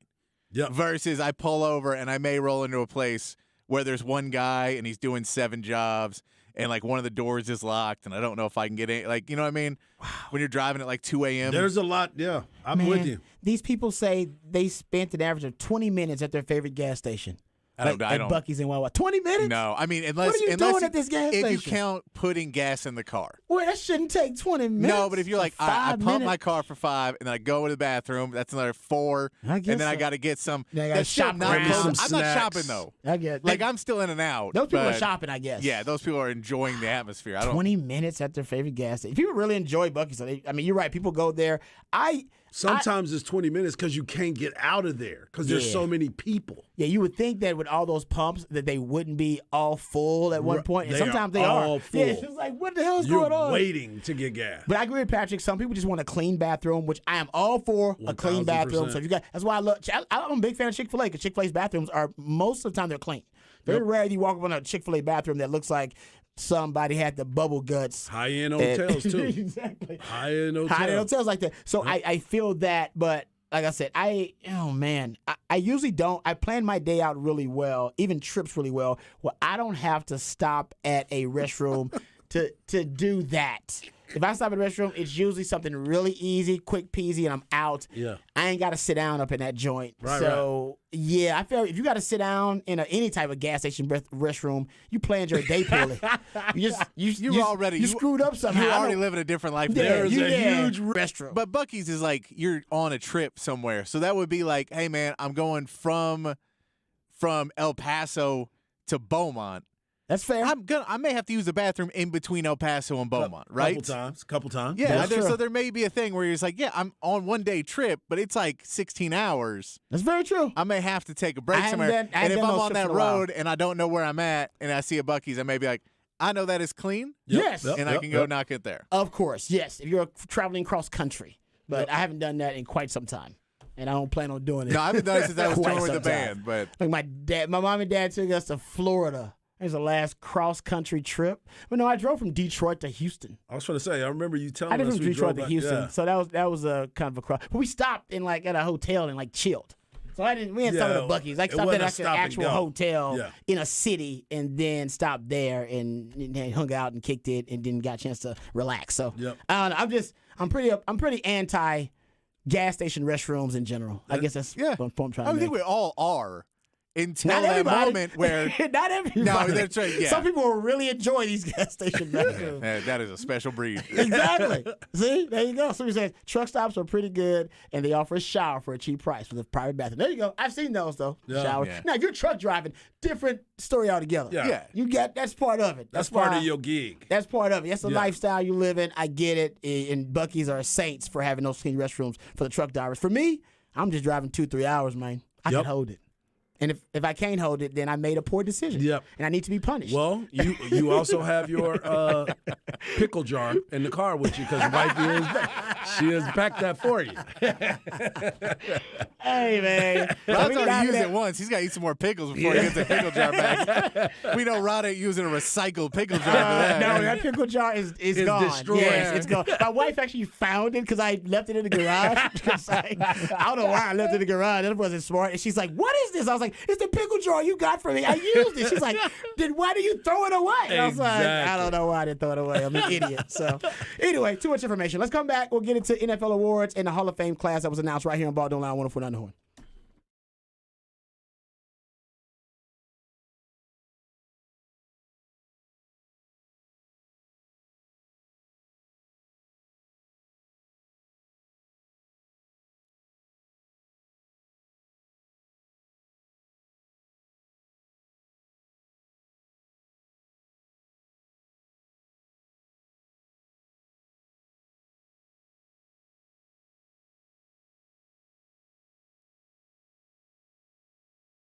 Mike Harge here for All Stat Beer. The big game is this weekend, and what better way to enjoy it than stocking up with your favorite flavor of Allstat. Allstat is born in Fredericksburg, Texas, right in the heart of the Texas Hill Country.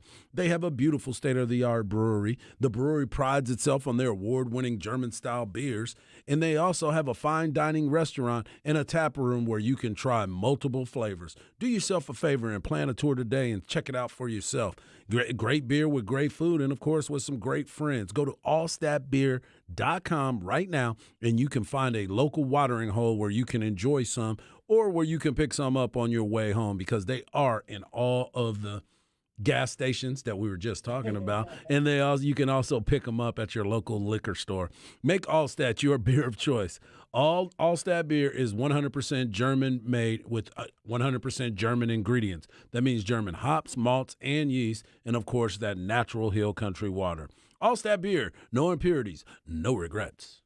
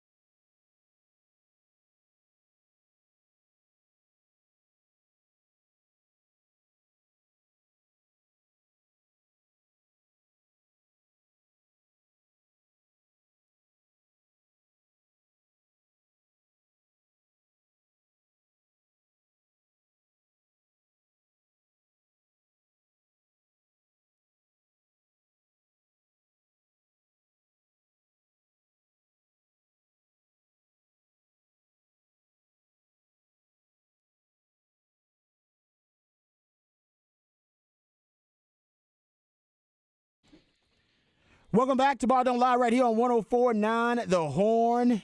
It is a 512 Friday edition of Ball Don't Lie. We play jams from local bands and artists, very talented human beings that we have the honor of being able to catch live right here in the ATX. And my man Patrick lets us know exactly how we can do it. Who we jamming right now, Patrick? We'll stay on the 13th floor. This is the Dead Coats. They're playing Sunday at the 13th floor. Oh, the Dead Coats. That's a good name. For the 13th floor, for sure.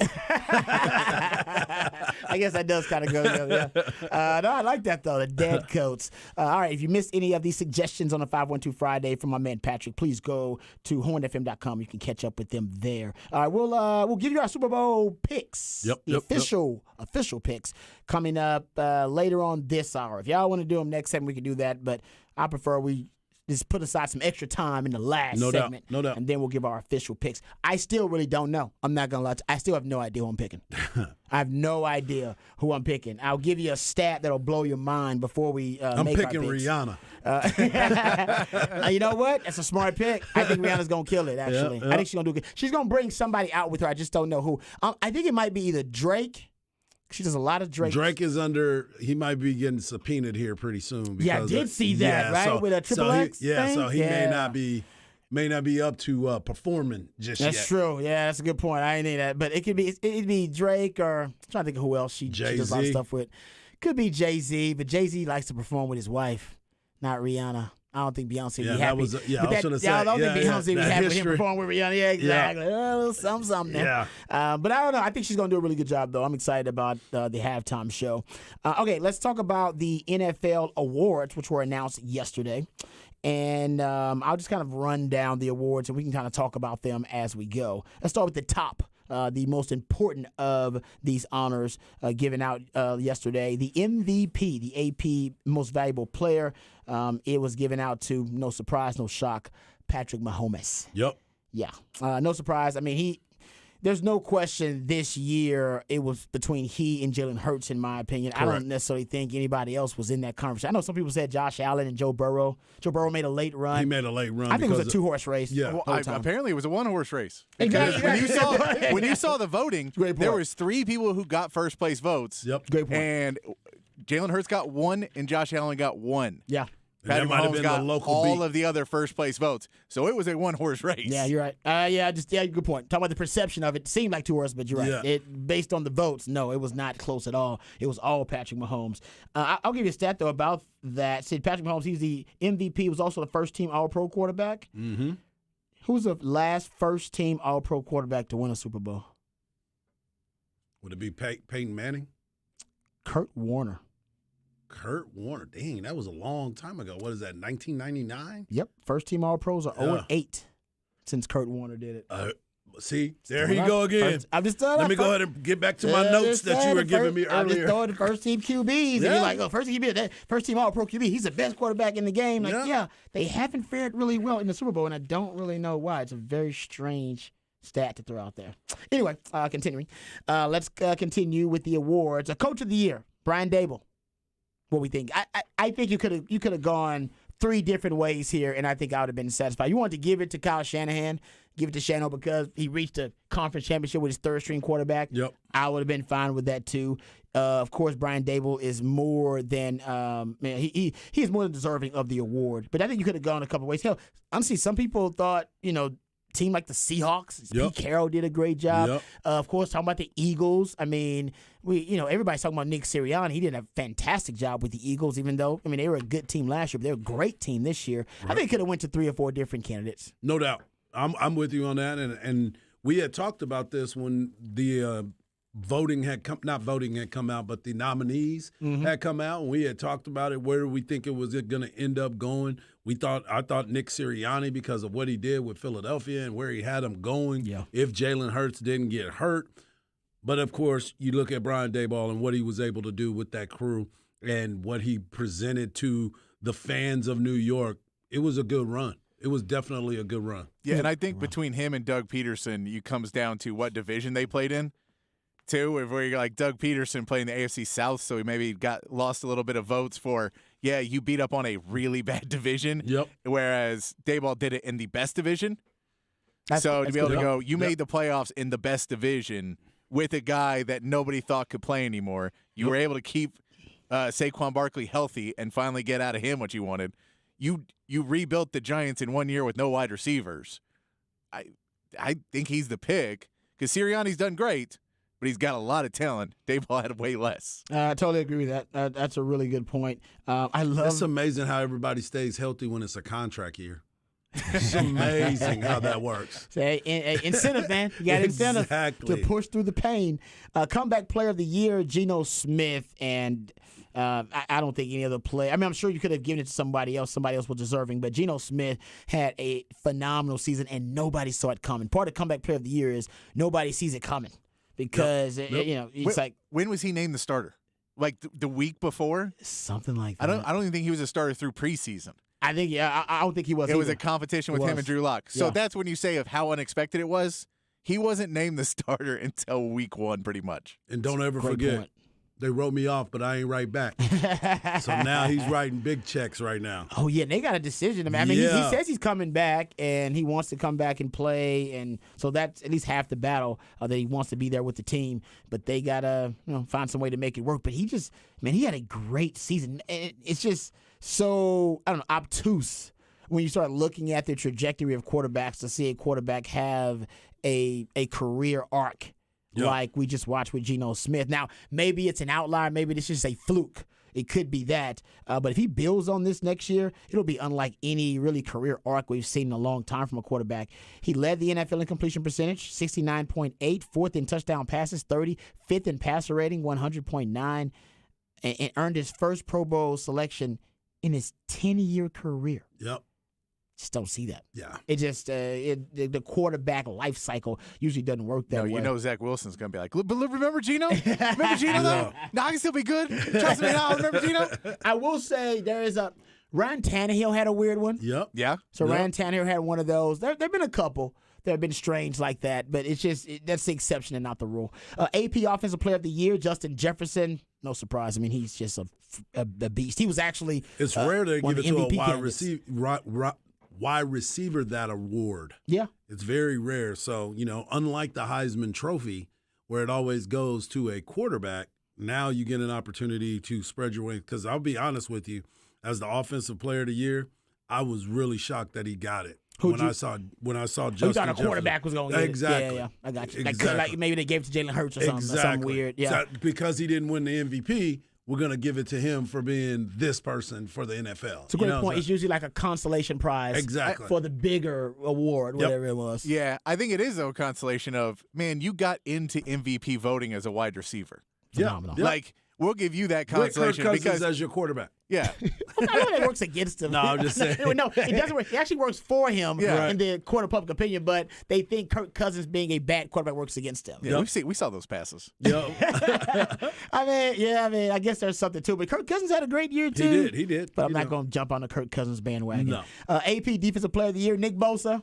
Michael Parsons, I think some people thought might have had a shot at it, but that was Nick Bosa's award all year long. I mean, it just really was. He's been that impactful. AP Offensive Rookie of the Year, Garrett Wilson. Yeah, buddy. Yeah. Yeah. Hey, flex, baby. It's a flex. Representing Central Texas, the Lake Travis product. He looked really good. I mean, you're talking about. Think about that quarterback that he had, all 17 of them that he was playing I'm with. glad you. That's what I was just going to say. Yeah, you talking about that? That guy had, a quarterback really kind of nightmare situation there. Where, well, we didn't know what was going on with Zach Wilson, and Mike White played really well, but the coaches, I'm not sure they Joe were. Flacco, bro. Oh, forgot about Flacco. And he still ended up with 1,100 yards. Yeah, 83 receptions. Yeah, 83 receptions. He's the real deal, man. If you can do that with those types of quarterbacks, imagine when you get a franchise quarterback, man, you're going to be a true wide receiver one. They also had the Jets, Jets, Defensive Rookie of the Year in Sauce Gardner. So you're talking about a hell of a draft for them. Yep. Sauce Gardner, first rookie cornerback to make All-Pro since Ronnie Lott did it. Think about how long ago that was. 1981. Robbie was 1 year old. That's how long ago That's how it long was. it was. As a matter of fact, I think they went to the Super Bowl that year, and it actually was the last time a defense had a secondary that had at least three rookies starting in it, like Kansas City. Yep. Kansas City's got 4 rookie DBs that they're playing a lot of. So remember, I had that take. This is probably a little while ago. I had this take for Raj the other day about the young DBs and how, these young DBs are a better class of defensive back than I've seen in a long time in the NFL. And I think it started around 2020. That group of DBs, Trevon Diggs is in that group of DBs. Yep. But, guys like Patrick Surtain and Tariq Woolen this year, Sauce Gardner, J.C. Horn, hell, even Deron Bland is a rookie for the Cowboys. Got 5 picks. Jalen Petre's a rookie for the Texans. 5 picks. Tariq Woolen's a rookie. He's got 6 picks. Yep. If you look at the top interception leaders in the NFL, you have 5 rookies with 4 more interceptions, which basically means you have 5 rookies that are either tied for first, second, and third interceptions in the NFL because the leader has 6. Right. So, these rookie and young defensive backs, they are uniquely equipped to deal with the evolved, advantaged offense in the spread era of football. DBs who evolved in a spread age where the offense had all these cheat codes and force multipliers, up-tempo offenses, RPOs, mobile quarterbacks, play-action pass, pace and space, quick game, air raid, hybrid spread, package plays, zone read option, you name it. All right, tons of advantages. The defenders had to cultivate their craft in a very disadvantaged era, where all the rules and everything worked against them. And I thought, man, we're never going to see I've said it before, we're never going to see a shutdown corner again. Right. Done. I said that multiple times. I was wrong. Because essentially what happened in this little laboratory experiment that we've seen with spread offense in the last few years, this football Darwinism, it basically, the survival of the fittest, it forced a evolutionary adaptation. And now the DBs, this new crop of DBs, they essentially were bred and trained for this new era of football, and they don't operate with the same programming that I did as a DB. We were trained, I talked to Everson Walls about this, we were trained to operate by fear of giving up the deep ball, keep everything in front of you, only make a play on the ball when you got the upfield shoulder secured and when you know you can't give up the big play. These DBs don't operate that way, which means they give up a lot more plays than we did back in the day, but they make way more plays on the ball than Trevon we did. Diggs. Exactly, right? Yeah. We were the deeper than the deepest. Remember that? Deeper than the deepest. Don't gamble until this is a sure thing. Well, that ain't gambling if it's a sure thing. Right. But these DBs, they don't operate with that same, like I said, fear programming that we were developed with. These guys, I always compare it to the Bane in The Dark Knight Rises, who tells Batman, you thought you were born in the dark. I was actually born in the dark. Right. I was born in it. I was bred by it. All right. And basically these DBs, they were born in this darkness that I thought would be something that would essentially overwhelm defenses, and defenses would never adjust. The adjustment has come a lot quicker than I thought. And now the DBs, when you're talking about Hufanga, who is a second-year All-Pro. Yep. Jack Jones is a rookie. Kirby Joseph. You got really good DBs. Hell, Kansas City starting 4. They got 3 rookie starters in the secondary they're going to start, and they're going to play 4 rookies in a rotation in the Super Bowl. Yeah.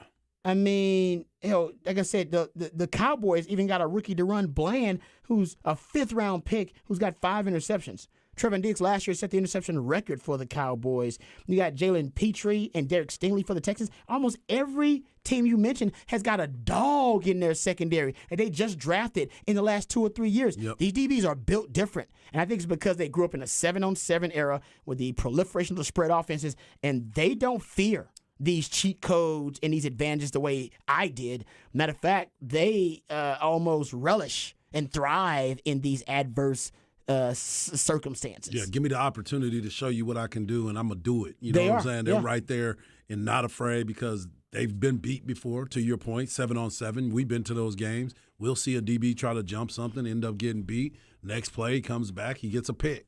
I mean, it just happens. It's the way that the game is being played right now. But were you shocked? I mean, obviously you play DB, so you really look at it in a different light. Were you shocked that Aiden Hutchinson didn't get it? No, because I think everybody believes, kind of similar to what I believe, that we never thought we'd see a shutdown corner again, especially as a rookie. Yeah. He didn't allow a touchdown pass all year as a rookie. How much did Texans miss the boat? Like, how far is the difference between him and Stingley? It's pretty far. Because especially because Stingley can't even be before. healthy. Texans took Stingley to pick before Sauce.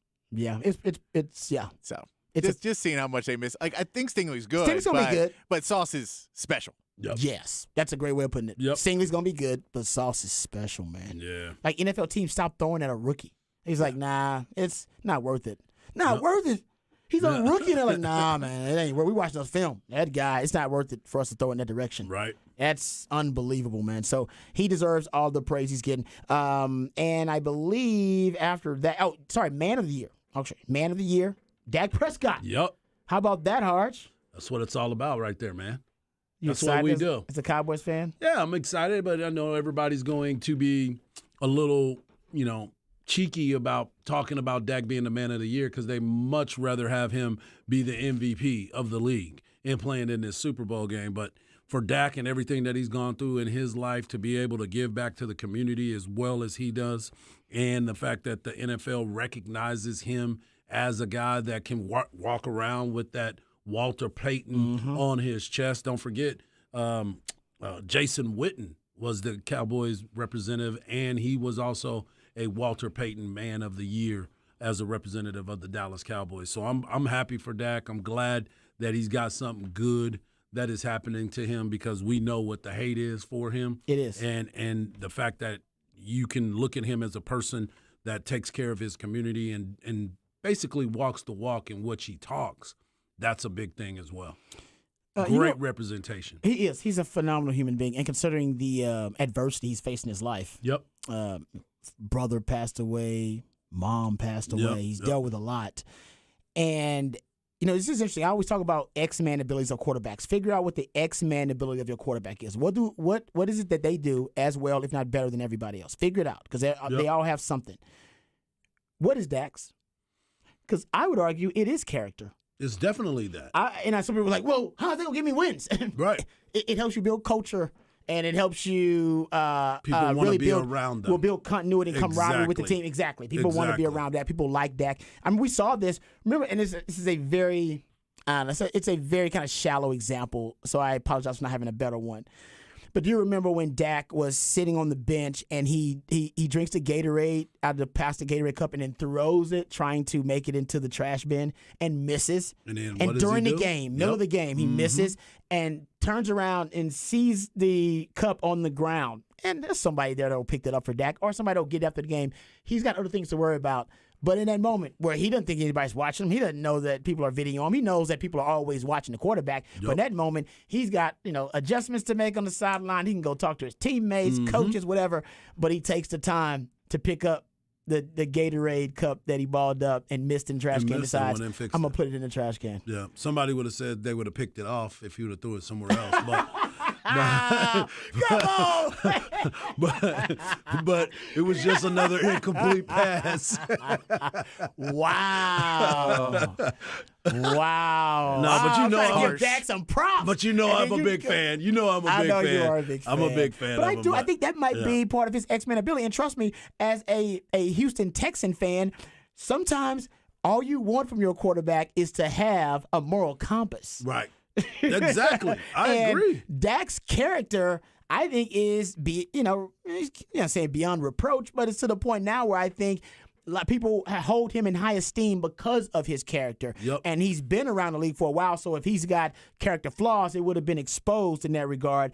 And I think that's part of what you can build around Dak is that, that character, that makes him work hard. That's part of work ethic. Yep. You think a guy like that's going to work his tail off in the offseason? He is. He's You think a showing guy up like that's every gonna day and working. He That's ain't gonna right. organize the offseason activities. Yep. Hell yeah, he's going to. That's leadership. Those are intangibles, immeasurables. He don't have his private office. He ain't bringing an entourage. He's not doing those types of things. Exactly. People are like, character? You think character's an X-Man ability? Yes. Yeah, for yes, sure. it is. Because it's so At easy to quarterback- go the other way. Thank you. At quarterback, it certainly is. It's so easy to go the other way. yeah. Yeah. I mean, Jalen Hurts, a lot of what Jalen Hurts is Character. allure is character. Yeah, 100%. Oh, people talk about his presence like, oh, man. Yep. His presence being around that guy, he's just a natural leader. Yeah, dad being a coach helps, but a lot of that is football character. Well, we talked about that with Sam Ehlinger all the time. Sam Ehlinger, football character.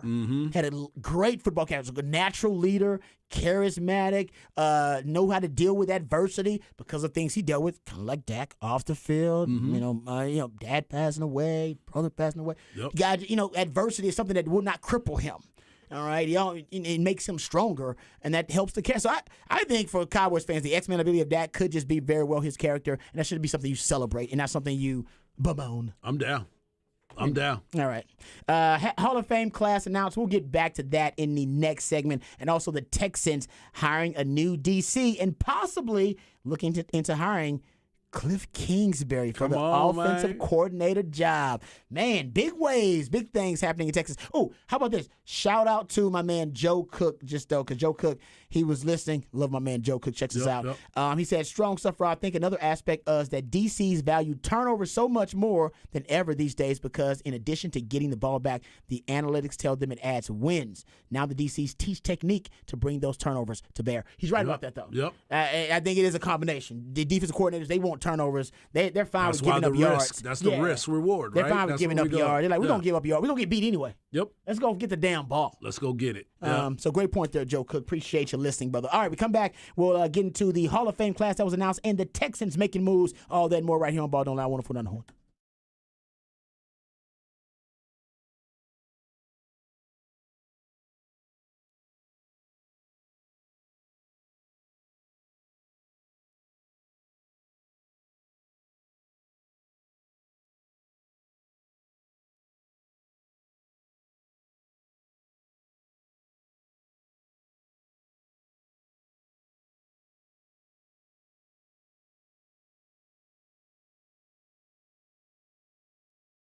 Hey, what's up, folks? Lifetime Longhorn Rod Babers here. Let me tell you about my favorite tequila. It is Hot Cat Tequila. As a matter of fact, now the weekend is officially here. As soon as I get done with the job and I get to the house, I'll probably start my weekend the right way by taking a shot of Hot Cat Tequila. The cat stands for cinnamon, agave, and tequila, and the recipe, just as simple, just as delicious, just as brilliant. It's just cinnamon, agave nectar, and tequila. That's why it's so light. That's why it's so smooth. Hot Cat Tequila is a tequila lover's dream, and if you're not a fan of tequila, Hot Cat Tequila will make you a fan of tequila. It turns any event into a party, and every party feels like a celebration. So celebrate and turn up with Hot Cat Tequila. Once you try Hot Cat, you can't go back to that old cinnamon whiskey or that cheap tequila you ordered rounds of when you were just trying to get the party started. Turn up your party, turn up your tailgate with Hot Cat Tequila. No football watch party is complete without Hot Cat Tequila. As a matter of fact, the perfect way to pregame for the big game coming up this weekend, concerts, festivals, or a night on the town with family and friends. It's best served cold for a quick round of shots or to sip on the rocks. So visit cattequila.com. That's cattequila.com to find a store near you that sells Hot Cat Tequila or to find a bar near you that serves Hot Cat Tequila. Toast and turn up with Hot Cat Tequila.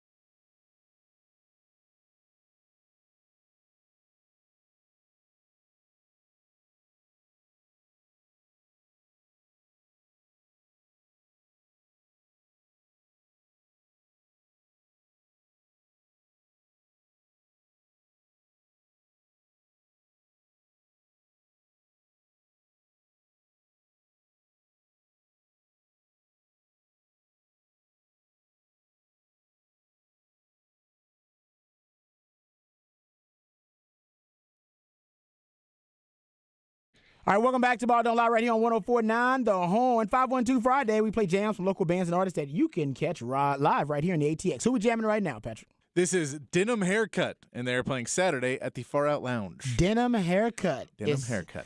Would you describe Quinn Ewer's new haircut as a denim haircut? I think I describe his old haircut as a denim haircut. Okay. Denim haircut. I like that. When you're wearing the Canadian tuxedo. There you go. Okay. Yeah. I think I know what the Canadian tuxedo is. Just all denim. Yeah. I think I've heard of this before. Yep. Your jean, like a jean jacket and a jean shirt. Yeah. With some jeans. Or you go Denim Dan from Yep. Seinfeld. Denim Dan. Just jean everything. Jean everything. Yeah. Got the jean vest, jean tie. I mean, maybe it's just the Everything Jay Leno, but No, I'm serious. I've seen that look before, actually. And I want to say, at one point in my life, I definitely had a jean shirt, and I wore jeans with it, I believe. So you can wear the jean. I mean, I think that's at one point in my life, not recently, people, but not with a jean jacket, and No, jean no, vest, no. and jean tie. But I've owned a jean jacket. I've owned a jean shirt, but they never wore them at the same time. They with- didn't go with my together. jeans. No. Yeah. But I definitely wore a jean shirt with jeans, and that You was gotta a get mistake. that jean hat. Yeah. You got to go. Yeah, Harge probably does have a jean hat somewhere because Harge has all types of hats. It's corduroy. It ain't jeans. Exactly. Harge actually shops at a haberdashery, which most people don't even know what it is. Harge knows multiple haberdashers. Yes, he does. Yes, he does. Okay, real quick, the Hall of Fame. Let's give the Hall of Fame class. Then we'll hit these Texan stories. Rondé Barber, Darrell Rivas, Joe Thomas, Zach Thomas, DeMarcus Ware, Chuck Howley, Joe Klecko, Ken Riley, and Don Coryell. Remember we had this conversation have about this Don Coryell last conversation. week? I can't believe Don Coryell just made it in. That's ridiculous. Don Coryell should have been in 10 years ago. No doubt. That's cool. Having a discussion about what was better, the Eric Coryell offense or the West Coast offense, Bill Walsh's brainchild. That was 40 years ago. He was already ahead of his time in that, man. He should have been crazy. in there a long time ago. Yeah, he I should have been always there. hate that the Veterans Committee is the ones that always have to put him in. Yeah, he should have been in there. And now he's helped. Now basically helped, but basically now there's a log jam because they waited so long to put him in. Now I'm sure they've hindered the candidacy for some other No doubt. deserving players. But that's the Hall of Fame class. I would say this Zach Thomas, one of the strangest paths to Hall of Fame ever. He didn't even make a semifinalist until his 6th ballot, then a 4-time finalist until he gets in on his 10th ballot. Yeah. Crazy. You think he was campaigning? It must have been. You think man. he was out there campaigning, got some friends behind him, got the push in there? It happens. He had to be, man, because that's just you just never see a trajectory like path like that. I should say. Okay, let's talk about the Texans' path to getting back to. Well, just not being a joke, let's say, just not being a fuster-cluck of an organization. The Texans have hired, reportedly, a defensive coordinator, gentlemen. They're reportedly have hired Matt Burke as a defensive coordinator. And he's been around the NFL a long time, probably 20 years. He's been a defensive coordinator before. Most recently, he was with the Arizona Cardinals. He has been a DC and called plays with Miami actually for a couple of years. But since then has been a position coach. Actually was a game management coach with the Jets 2 years ago. So yeah, Robert Saleh in that Shanahan coaching tree of defensive coaches probably did recommend Matt Burke to DeMeco Ryans. We do not know if he's going to call plays or not, but it is a very common sense hire for DeMeco Ryans. Yeah, you got to be comfortable, right? You got to make sure that you're getting the right guys to be able to relay your message on what you want to happen. You talked about it being a game manager, not a game manager, game management of managing the game where he could come over and let him know what he sees, what's going on, because DeMeco's going to be all over the place. I mean, you're trying to run a team now. You're not just focusing on what you're doing on the defensive side. You're trying to make sure the offense is running properly. So you're definitely going to need somebody to kind of orchestrate and get your team almost like a game planner for you. We talked about game management, but he can also be a game planner in taking the notes and be able to say, hey, man, on this situation, you ran this play.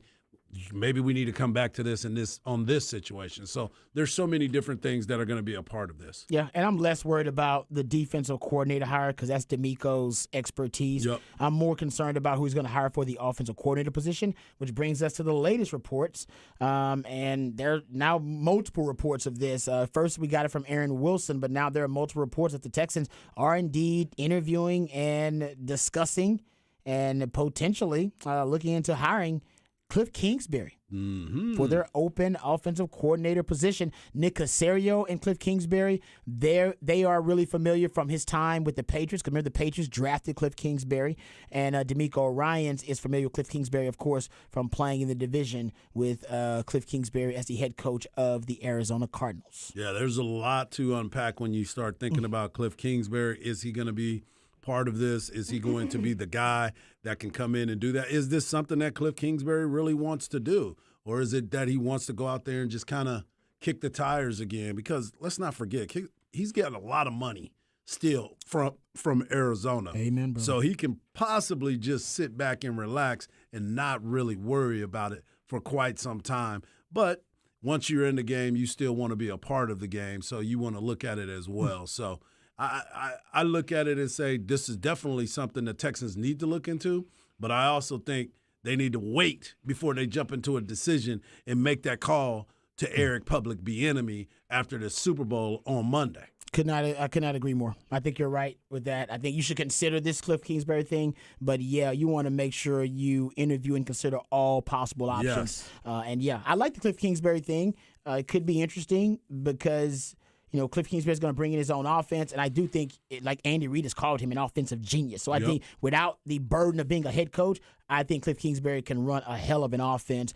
But I'm with you. I think that I want them to consider Eric Bieniemy, hell, maybe even talk to the offensive coordinator for the Eagles just to talk to him, exhaust every possible option. But I do like that if they can land at Cliff Kingsbury, it does show you that, DeMeco Ryans choosing the Texans over the Denver Broncos and other organizations, it does show you that his enthusiasm may be infectious, that he's selling this job to other people. Yeah. That if you can sell it to Cliff Kingsbury, a guy that most people thought was going to be, just vacationing and hanging out and taking a year off or two off just to count his money, and he wants to be a part of what DeMeco Ryans is doing in Houston, it would just show you that, maybe there is some excitement brewing there for DeMeco Ryans. Another thing, Nick Cray as chief of staff, he came over from the 49ers. He was the 49ers chief of staff. He's going to be the Texans chief of staff now, and, of course, DeMeco Ryans also retained the strength and conditioning coach, Mike Eubanks. All right, we come back. We'll give you our Super Bowl picks. Come on now. We gonna make it official. We'll come back and do that right here on Ball Don't Lie, 104.9 The Horn.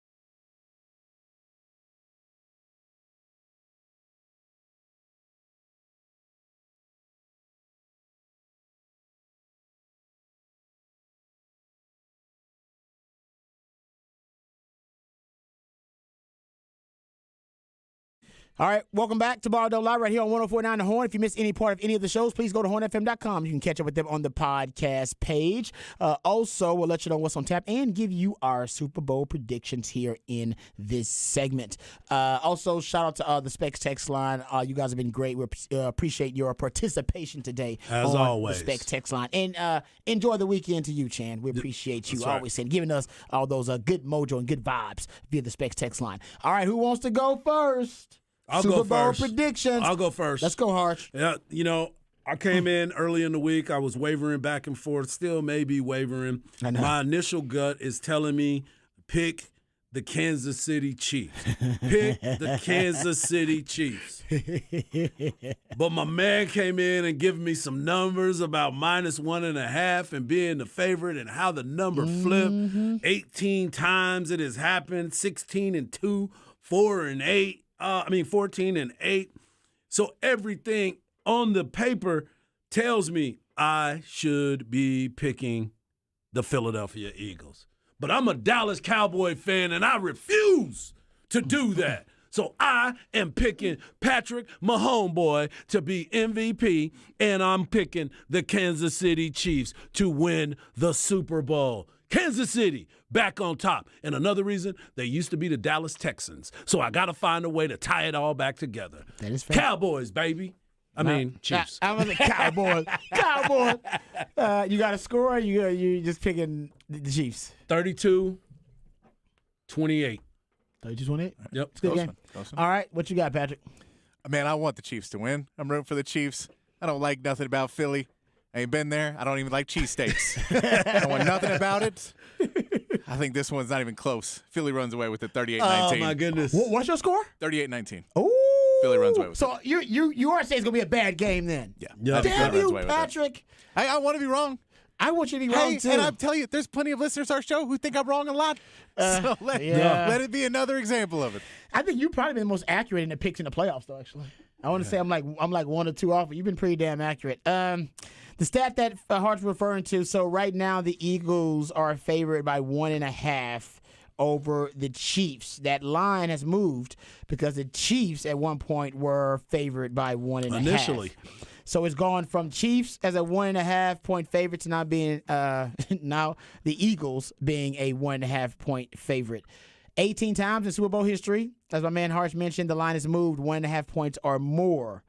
The team that saw the line move in their favor, in their direction, went 16-2, straight up 14-4 against the spread.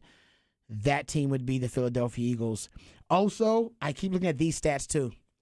Patrick Mahomes, when he holds onto the ball for over 2.5 seconds, 52% completion percentage.